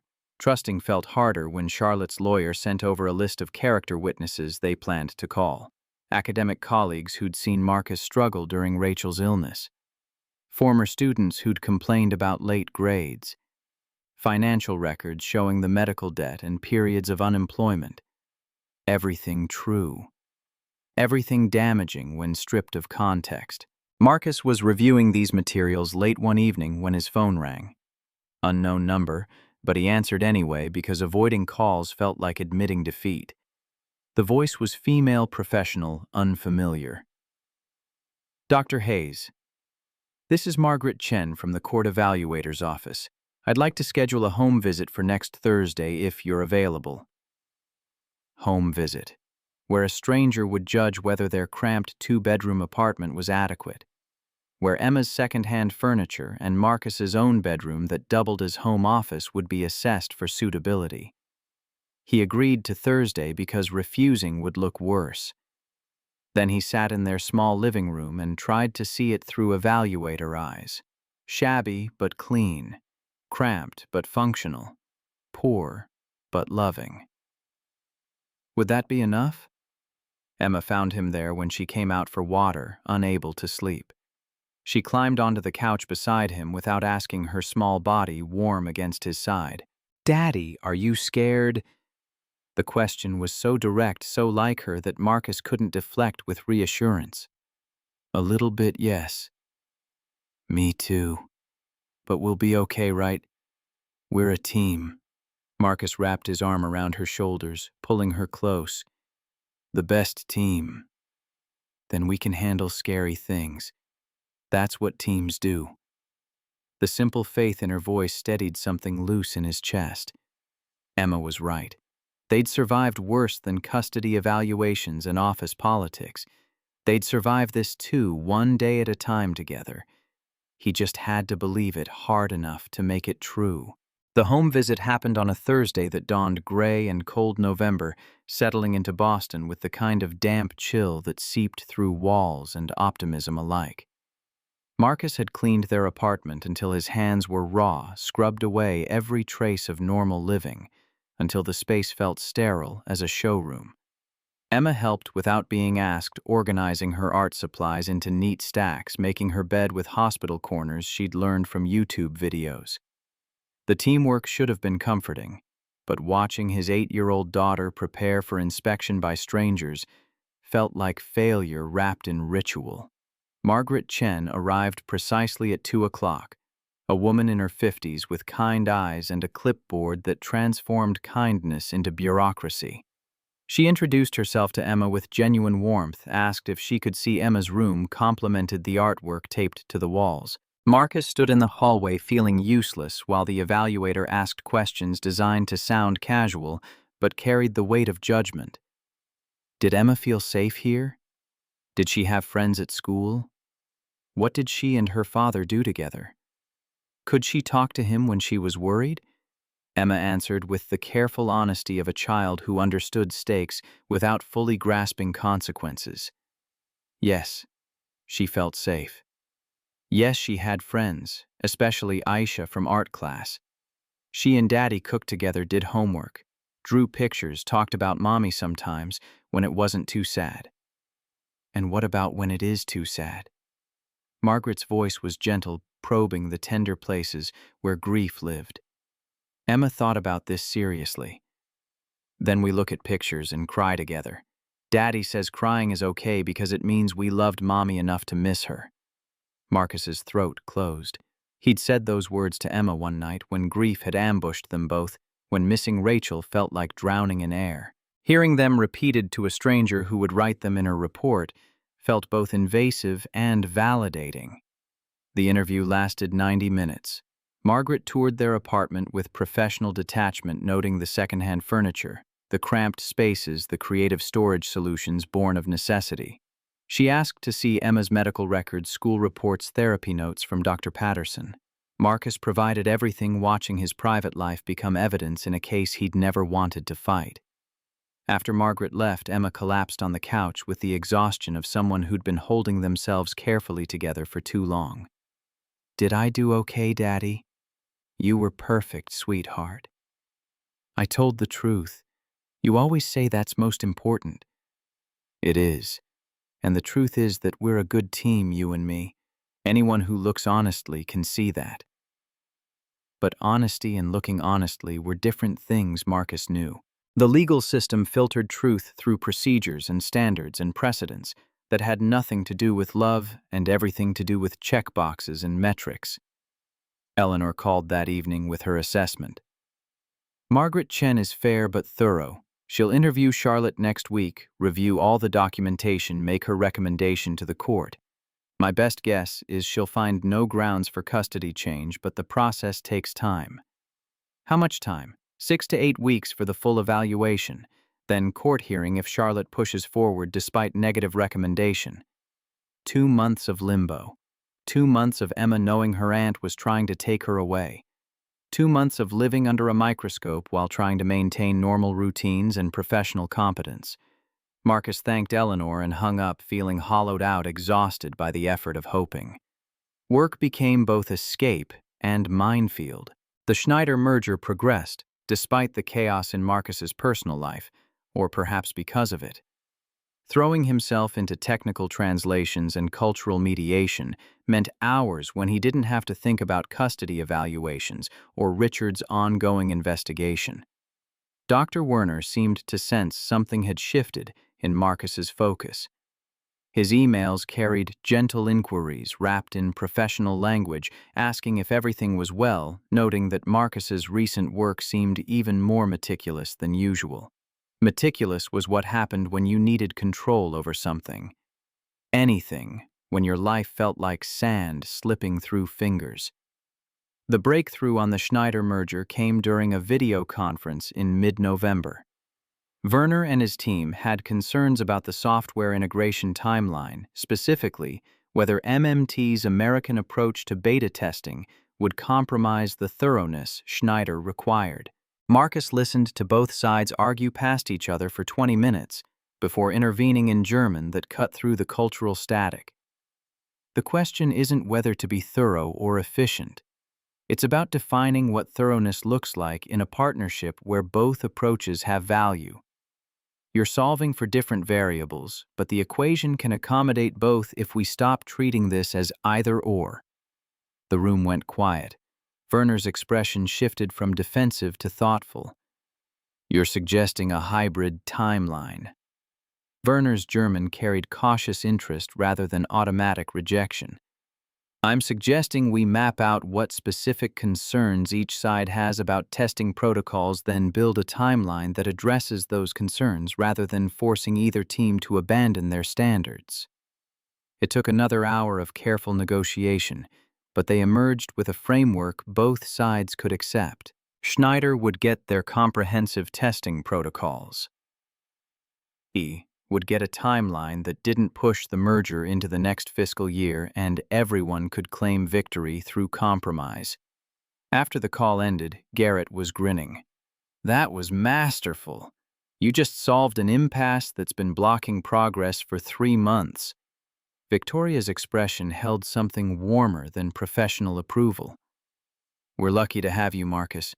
The words should have been reassuring, but Richard's poisonous suggestion about guilt-driven charity still festered. Was Marcus here because he was good, or because Victoria needed to feel like she'd rescued someone? The question followed him home that evening, a shadow that darkened even the win with Schneider. Charlotte arrived in Boston the following week. Her presence felt like weather moving in pressure, dropping before the storm. She didn't contact Marcus directly, letting her lawyer handle all communication, which somehow made it worse. Silence left room for imagination to fill in worst-case scenarios. Margaret Chen interviewed Charlotte on Tuesday. Marcus heard about it third-hand through Eleanor, who'd been copied on the court correspondence. Charlotte presented herself as concerned aunt acting in Emma's best interest. No overt hostility toward you, just emphasis on your recent employment history and Emma's need for stability. Translation: she's building a case that your life is too unstable to provide the consistency Emma needs. Recent job history of financial struggle. Emma's ongoing grief therapy. She's framing herself as the steady alternative. Marcus thought about Charlotte's life in San Diego. Successful microbiologist, condo overlooking the bay, financially secure, stable in all the ways that looked good on paper but had nothing to do with what Emma actually needed. Emma barely knows Charlotte. They've seen each other maybe 5 times in 2 years. I know, and that's our strongest counter-argument. Uprooting Emma from her school, her friends, her therapist, her father, all that disruption in the name of stability makes no sense. Logic should have been comforting, but the legal system didn't always reward logic over optics. The week before Thanksgiving brought new complications in the form of Richard escalating his campaign against Marcus. What had started as questioning background became active sabotage, masked as corporate diligence. Marcus discovered the first sign when his access to certain Schneider files was suddenly restricted.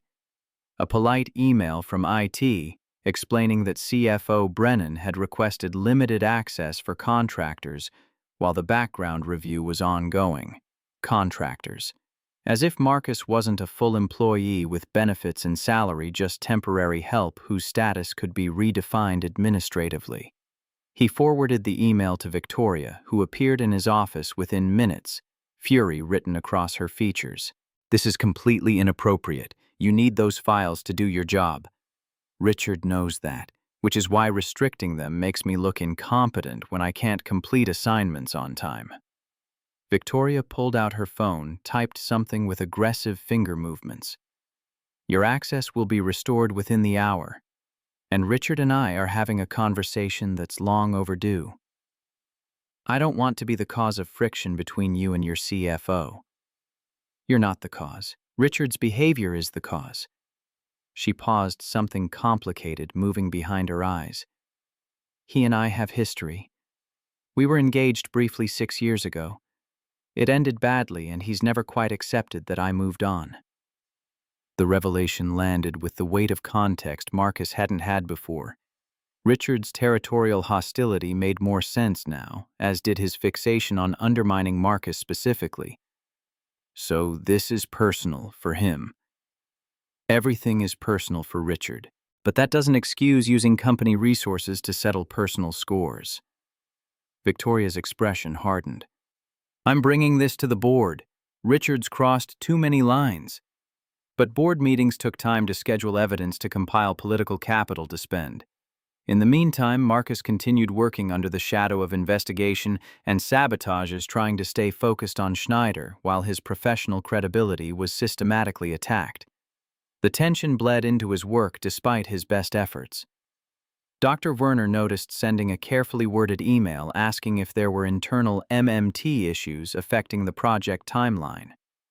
Marcus drafted 3 responses before settling on professional vagueness that acknowledged delays without assigning blame. But Werner wasn't satisfied with vagueness.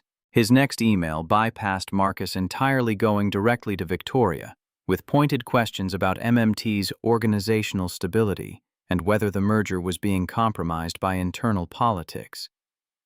Victoria's response was swift and diplomatic, assuring Schneider of their commitment and blaming recent delays on routine administrative procedures. But the damage was done. Schneider now knew something was wrong within MMT, and corporate uncertainty was poison to negotiations that required trust. Marcus sat in his office reading the email chain and felt the fragile structure of his rebuilt life shaking. If the Schneider merger fell apart because of Richard's vendetta, Marcus would be the obvious scapegoat, the contractor with questionable background who'd somehow caused critical German partners to lose confidence. His phone buzzed. Text from Victoria. "Conference room. Now. Bring your documentation on the access restrictions and any other interference from Richard." The conference room held Victoria Garrett Eleanor Winters and a woman Marcus didn't recognize. Victoria made introductions with the clipped efficiency of someone barely controlling rage. "Marcus, this is Patricia Okonkwo, chair of MMT's board. Patricia, Dr. Marcus Hayes, our cultural consultant on the Schneider project." Patricia extended her hand with the confidence of someone accustomed to authority. "Dr. Hayes, I've been reviewing the situation regarding CFO Brennan's investigation into your employment. I have questions." What followed was 90 minutes of detailed questioning.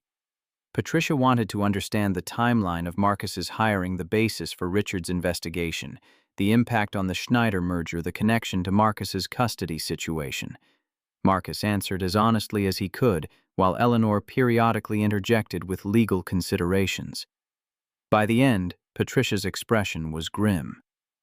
"CFO Brennan has overstepped his authority significantly. Personal investigations into employees require HR involvement and documented cause. Restricting your access to essential files without cause is constructive interference.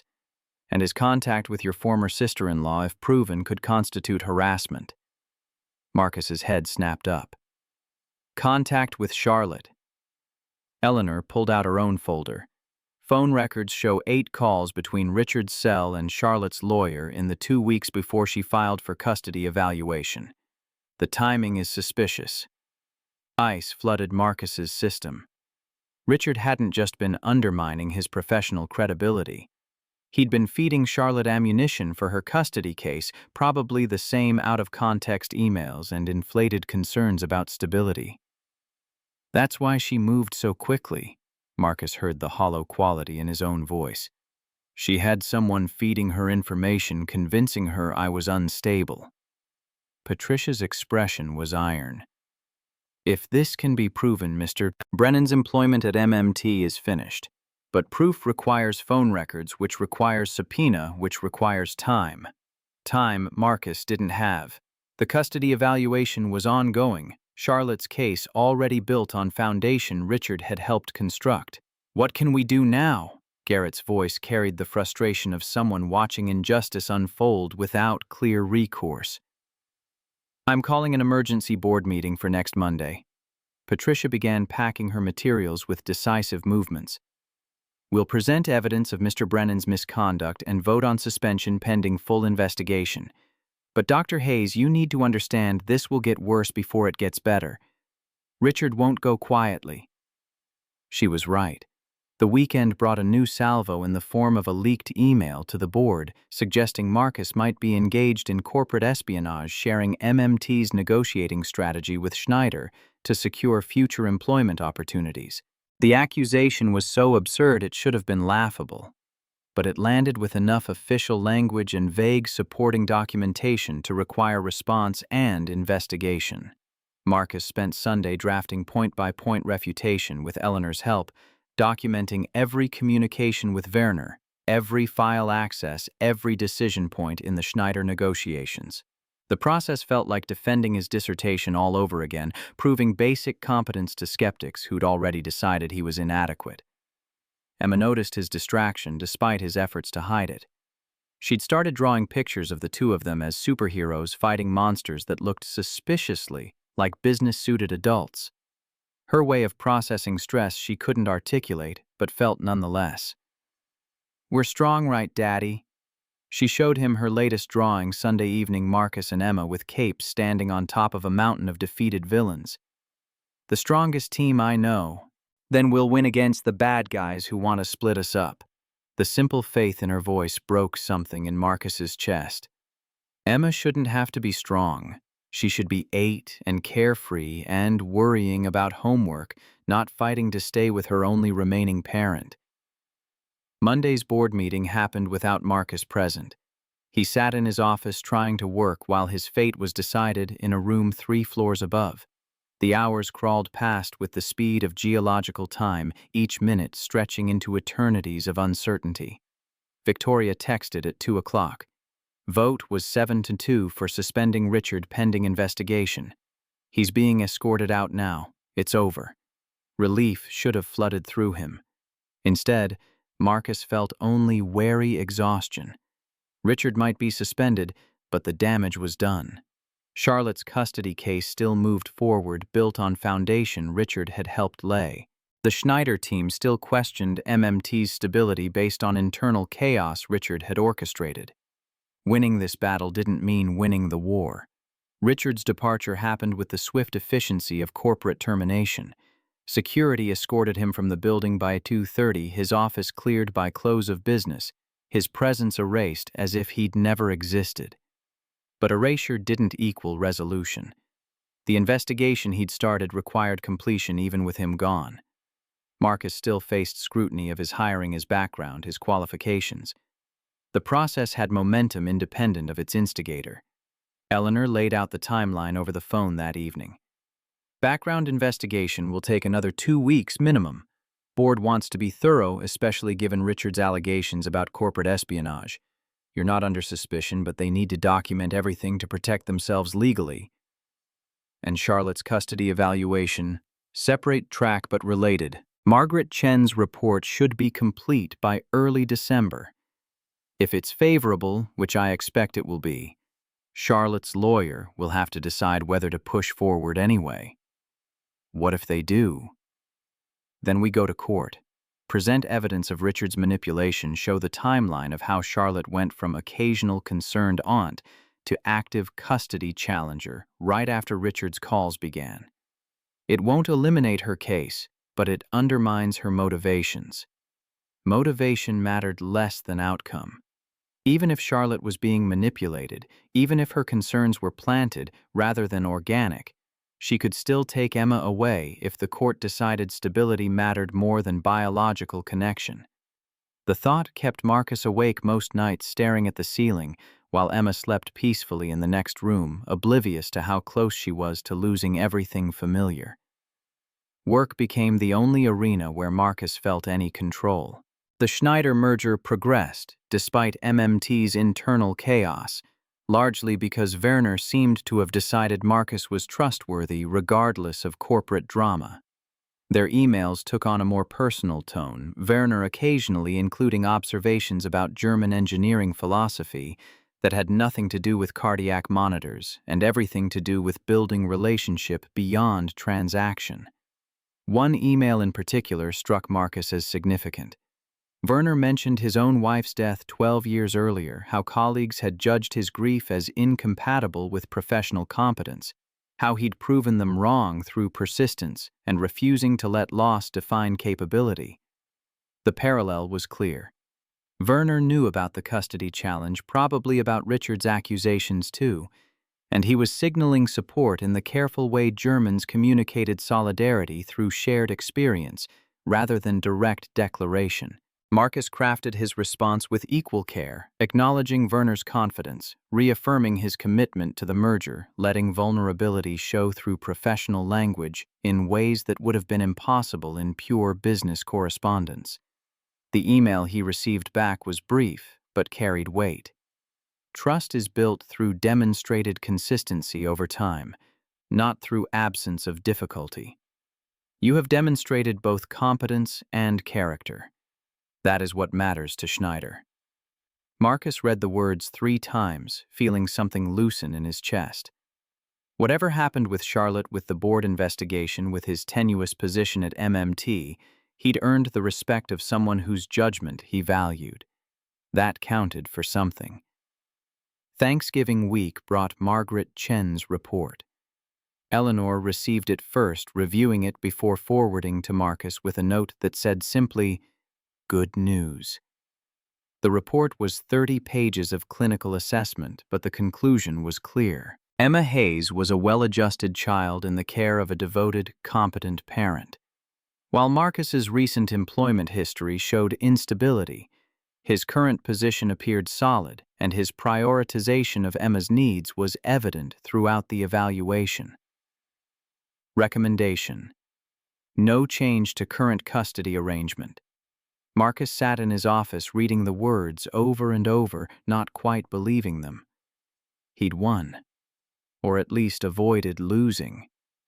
Emma would stay with him, the threat neutralized by a government employee's dispassionate assessment of their life together. He called Eleanor immediately. "What happens now?" "I send this to Charlotte's lawyer along with our evidence of Richard's communications. Then we wait to see if she withdraws or pushes forward anyway. And if she pushes, then we go to court and use this recommendation as foundation for our defense. But Marcus, most attorneys counsel their clients to drop cases when the custody evaluation goes against them. Fighting it means expensive legal battle with low probability of success. Most attorneys, most clients. But Charlotte was grieving her sister's death in her own broken way, and grief didn't always respond to probability analysis. The weekend stretched into Monday with no word. Marcus existed in limbo, unable to fully relax because Charlotte's silence meant nothing until it meant something.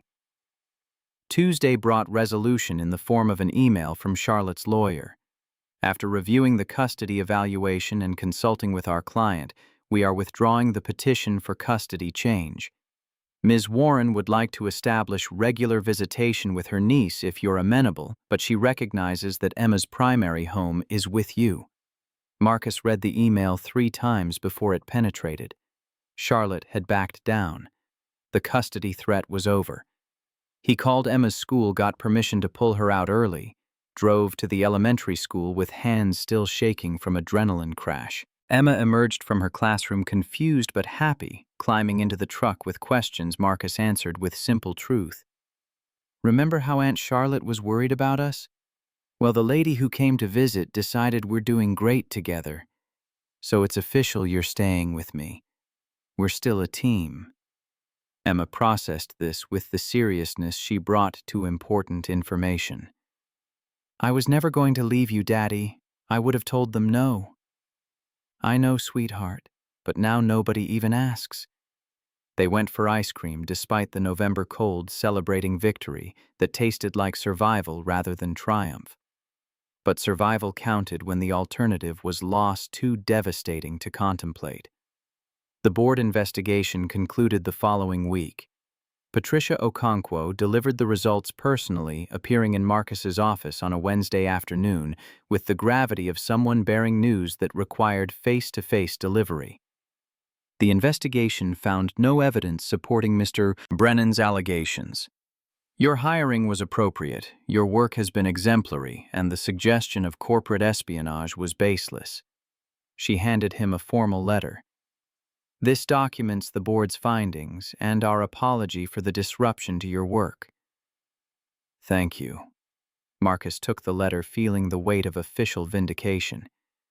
"And Richard, terminated for cause. Multiple policy violations, abuse of corporate resources for personal agenda, unauthorized investigation of employees." Patricia's expression was granite. "He'll receive standard severance but nothing more, and I've instructed our legal team to be prepared if he contests the termination." After Patricia left, Marcus sat alone with the letter, reading words that should have felt like victory but landed more like exhaustion. He'd survived. Emma was safe. His job was secure. But the cost had been months of stress and scrutiny and fear. The only thing that felt genuinely good was the email from Werner that arrived later that day. "I understand the internal difficulties at MMT have been resolved. I am pleased both professionally and personally. You have navigated a difficult period with grace.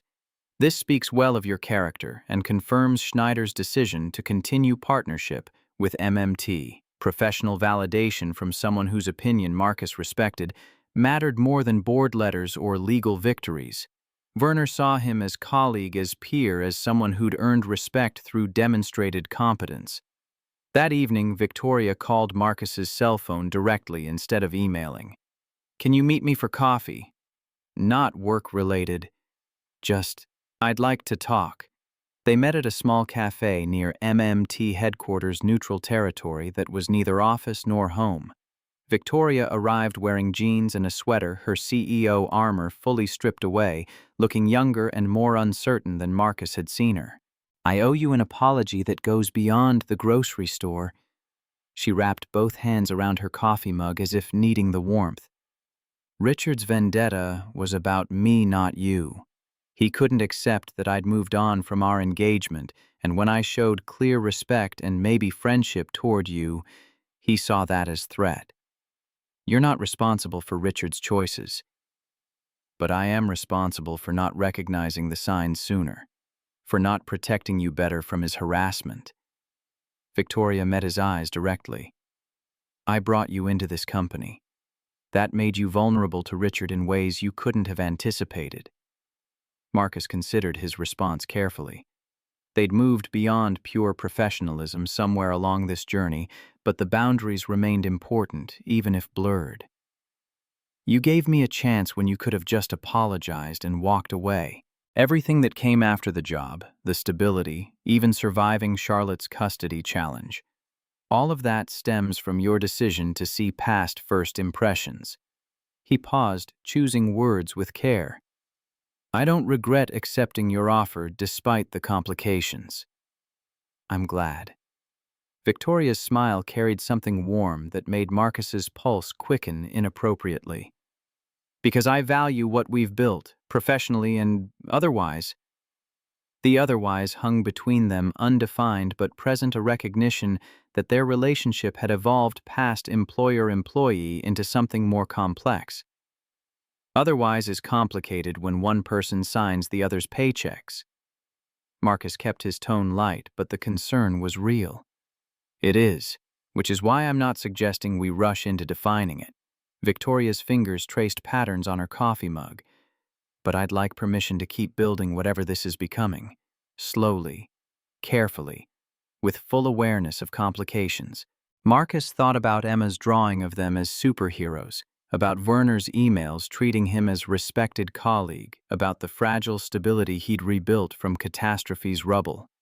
Adding romance to that mix felt risky in ways that had nothing to do with HR policies and everything to do with protecting what he'd barely managed to save. But risk was the price of growth. He'd learned that lesson thoroughly over the past months. Slowly and carefully sounds manageable. He allowed himself to smile. Though I should warn you, I'm terrible at dating. Been out of practice for a long time. I'm not much better. Work consumed my 20s and most of my 30s. Victoria's expression turned self-deprecating. Plus, I have reputation for being cold and difficult to work with, so we're well matched in our incompetence. They talked for another hour conversation ranging from professional to personal, and back again testing boundaries and establishing comfort zones. By the time Marcus headed home, he felt something unfamiliar and fragile taking root in his chest.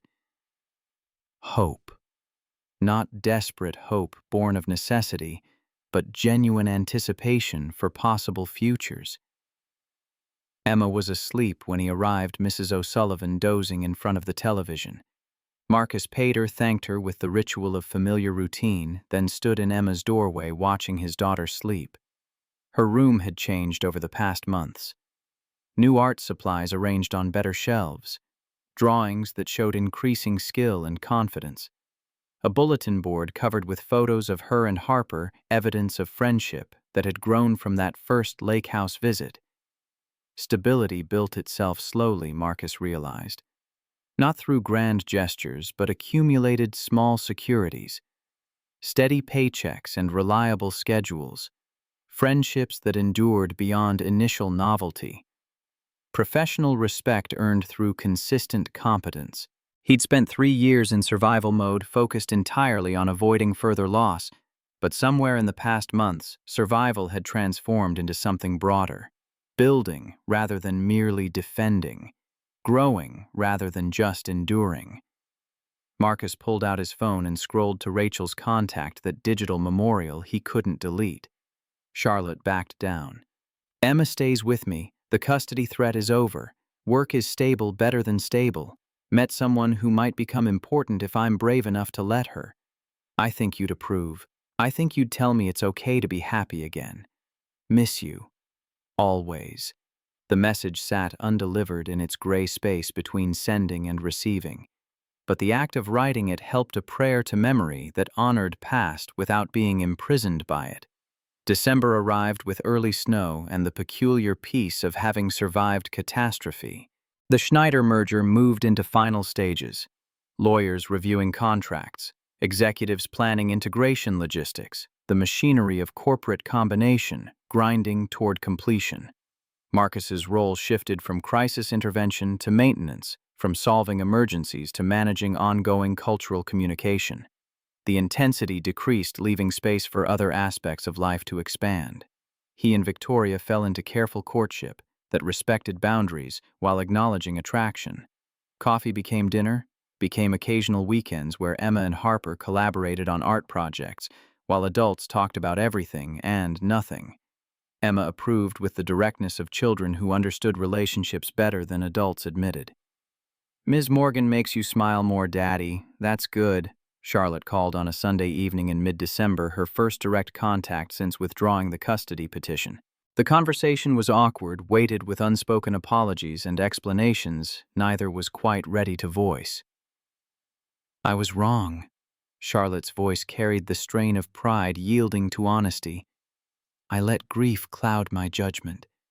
Made decisions based on fear rather than Emma's actual needs. We all process loss differently." Marcus kept his tone neutral, not quite ready for full forgiveness, but open to eventual reconciliation. I'd like to visit, properly this time. Not as potential guardian, but as aunt who wants relationship with her niece. They negotiated terms carefully. Charlotte would visit for Christmas stay in a hotel rather than their apartment-structured visits that gave Emma control over timing and duration.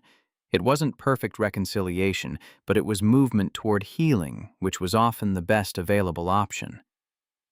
The final Schneider contracts were signed 3 days before Christmas in a ceremony that felt anticlimactic after months of negotiation. Werner flew to Boston for the signing, shaking hands with Victoria and Garrett and Marcus before the lawyers descended with their notaries and witnesses. Afterward, Werner pulled Marcus aside with the gravity of someone delivering important personal communication. Schneider is creating a new position, Director of Cultural Integration based here in Boston, but overseeing all our international partnerships. The board would like you to consider it. Marcus felt the ground shift beneath his feet. I already have a position at MMT. We know, which is why we're proposing a joint arrangement. You would split time between companies, facilitating ongoing communication and cultural understanding as the merger integration proceeds. Werner paused. The compensation would be significant. $165,000 with equity stake in the joint venture. The number made Marcus's head spin. More than double his current salary. Financial security that would transform everything for him and Emma. I need to discuss this with my family. Marcus heard himself say the word family, encompassing more than just Emma now. Werner smiled. Of course. We need answer by New Year, but no pressure before then. That evening, Marcus sat Emma down for a conversation about possible changes. She listened with the seriousness she brought to important discussions, asked intelligent questions about what the new job would mean for their routine, then delivered her assessment with typical directness. Will you still pick me up from school? Every day. That's non-negotiable. Will we stay in our apartment? For now, though we could afford a bigger place if you wanted. Emma considered this carefully. I like our apartment. Mrs. O'Sullivan is next door and my room has good light for drawing, but maybe we could get better furniture for you. Your desk chair makes squeaky noises. Marcus laughed, feeling tension release. Better furniture we can definitely manage. Then take the job, Daddy. You're really good at helping people understand each other. You should do more of it. The wisdom of 8-year-olds reducing complex career decisions to essential truth. Marcus called Victoria that night, explaining the offer, asking her opinion since it affected MMT's relationship with him. Take it. Her response was immediate and certain. You've earned this opportunity, and honestly, having you as bridge between our companies makes the integration stronger for both sides. You're sure I don't want to seem disloyal? Loyalty isn't about staying in one place. It's about honoring commitments and relationships. Victoria's voice carried warmth that transcended professional courtesy. Besides, this means you'll be around even more. That doesn't sound like disloyalty to me. They talked for another hour, conversation drifting from professional to personal, as it always did. Now the boundaries between colleague and something more blurring with each shared confidence. Marcus ended the call feeling the unfamiliar sensation of anticipation for future rather than just relief at surviving present. He pulled up his laptop and drafted acceptance email to Werner, professional language that carried genuine gratitude. 48 hours ago, he'd been fighting to keep his daughter and his job. Now he was negotiating between competing opportunities, building career, rather than just scrambling for survival. The transformation felt almost too rapid to process, as if he'd been sprinting so long that walking pace felt wrong. But transformation was just accumulated change over time, small decisions compounding into new reality. And Marcus had made enough good decisions lately to trust the trajectory. Christmas came with unseasonable warmth and Charlotte's carefully navigated visit. She arrived with gifts that showed thought rather than compensation. Art supplies Emma actually needed, rather than expensive tokens of guilt. The first dinner was awkward, all of them performing careful civility, But Emma's natural warmth eventually melted the tension, asking Charlotte about her work, showing her recent drawings, narrating their lives with the unself-conscious detail of children who didn't understand adult complications. By the time Charlotte left on Christmas evening, something had shifted. Not forgiveness exactly, but willingness to imagine future relationship based on reality rather than fear. "Thank you for letting me visit." Charlotte hugged Marcus goodbye with genuine emotion. "I'm sorry for everything, for doubting you, for letting someone manipulate my grief. We're all doing our best with what we've been given." Marcus returned the embrace briefly. "Emma's always going to need her aunt.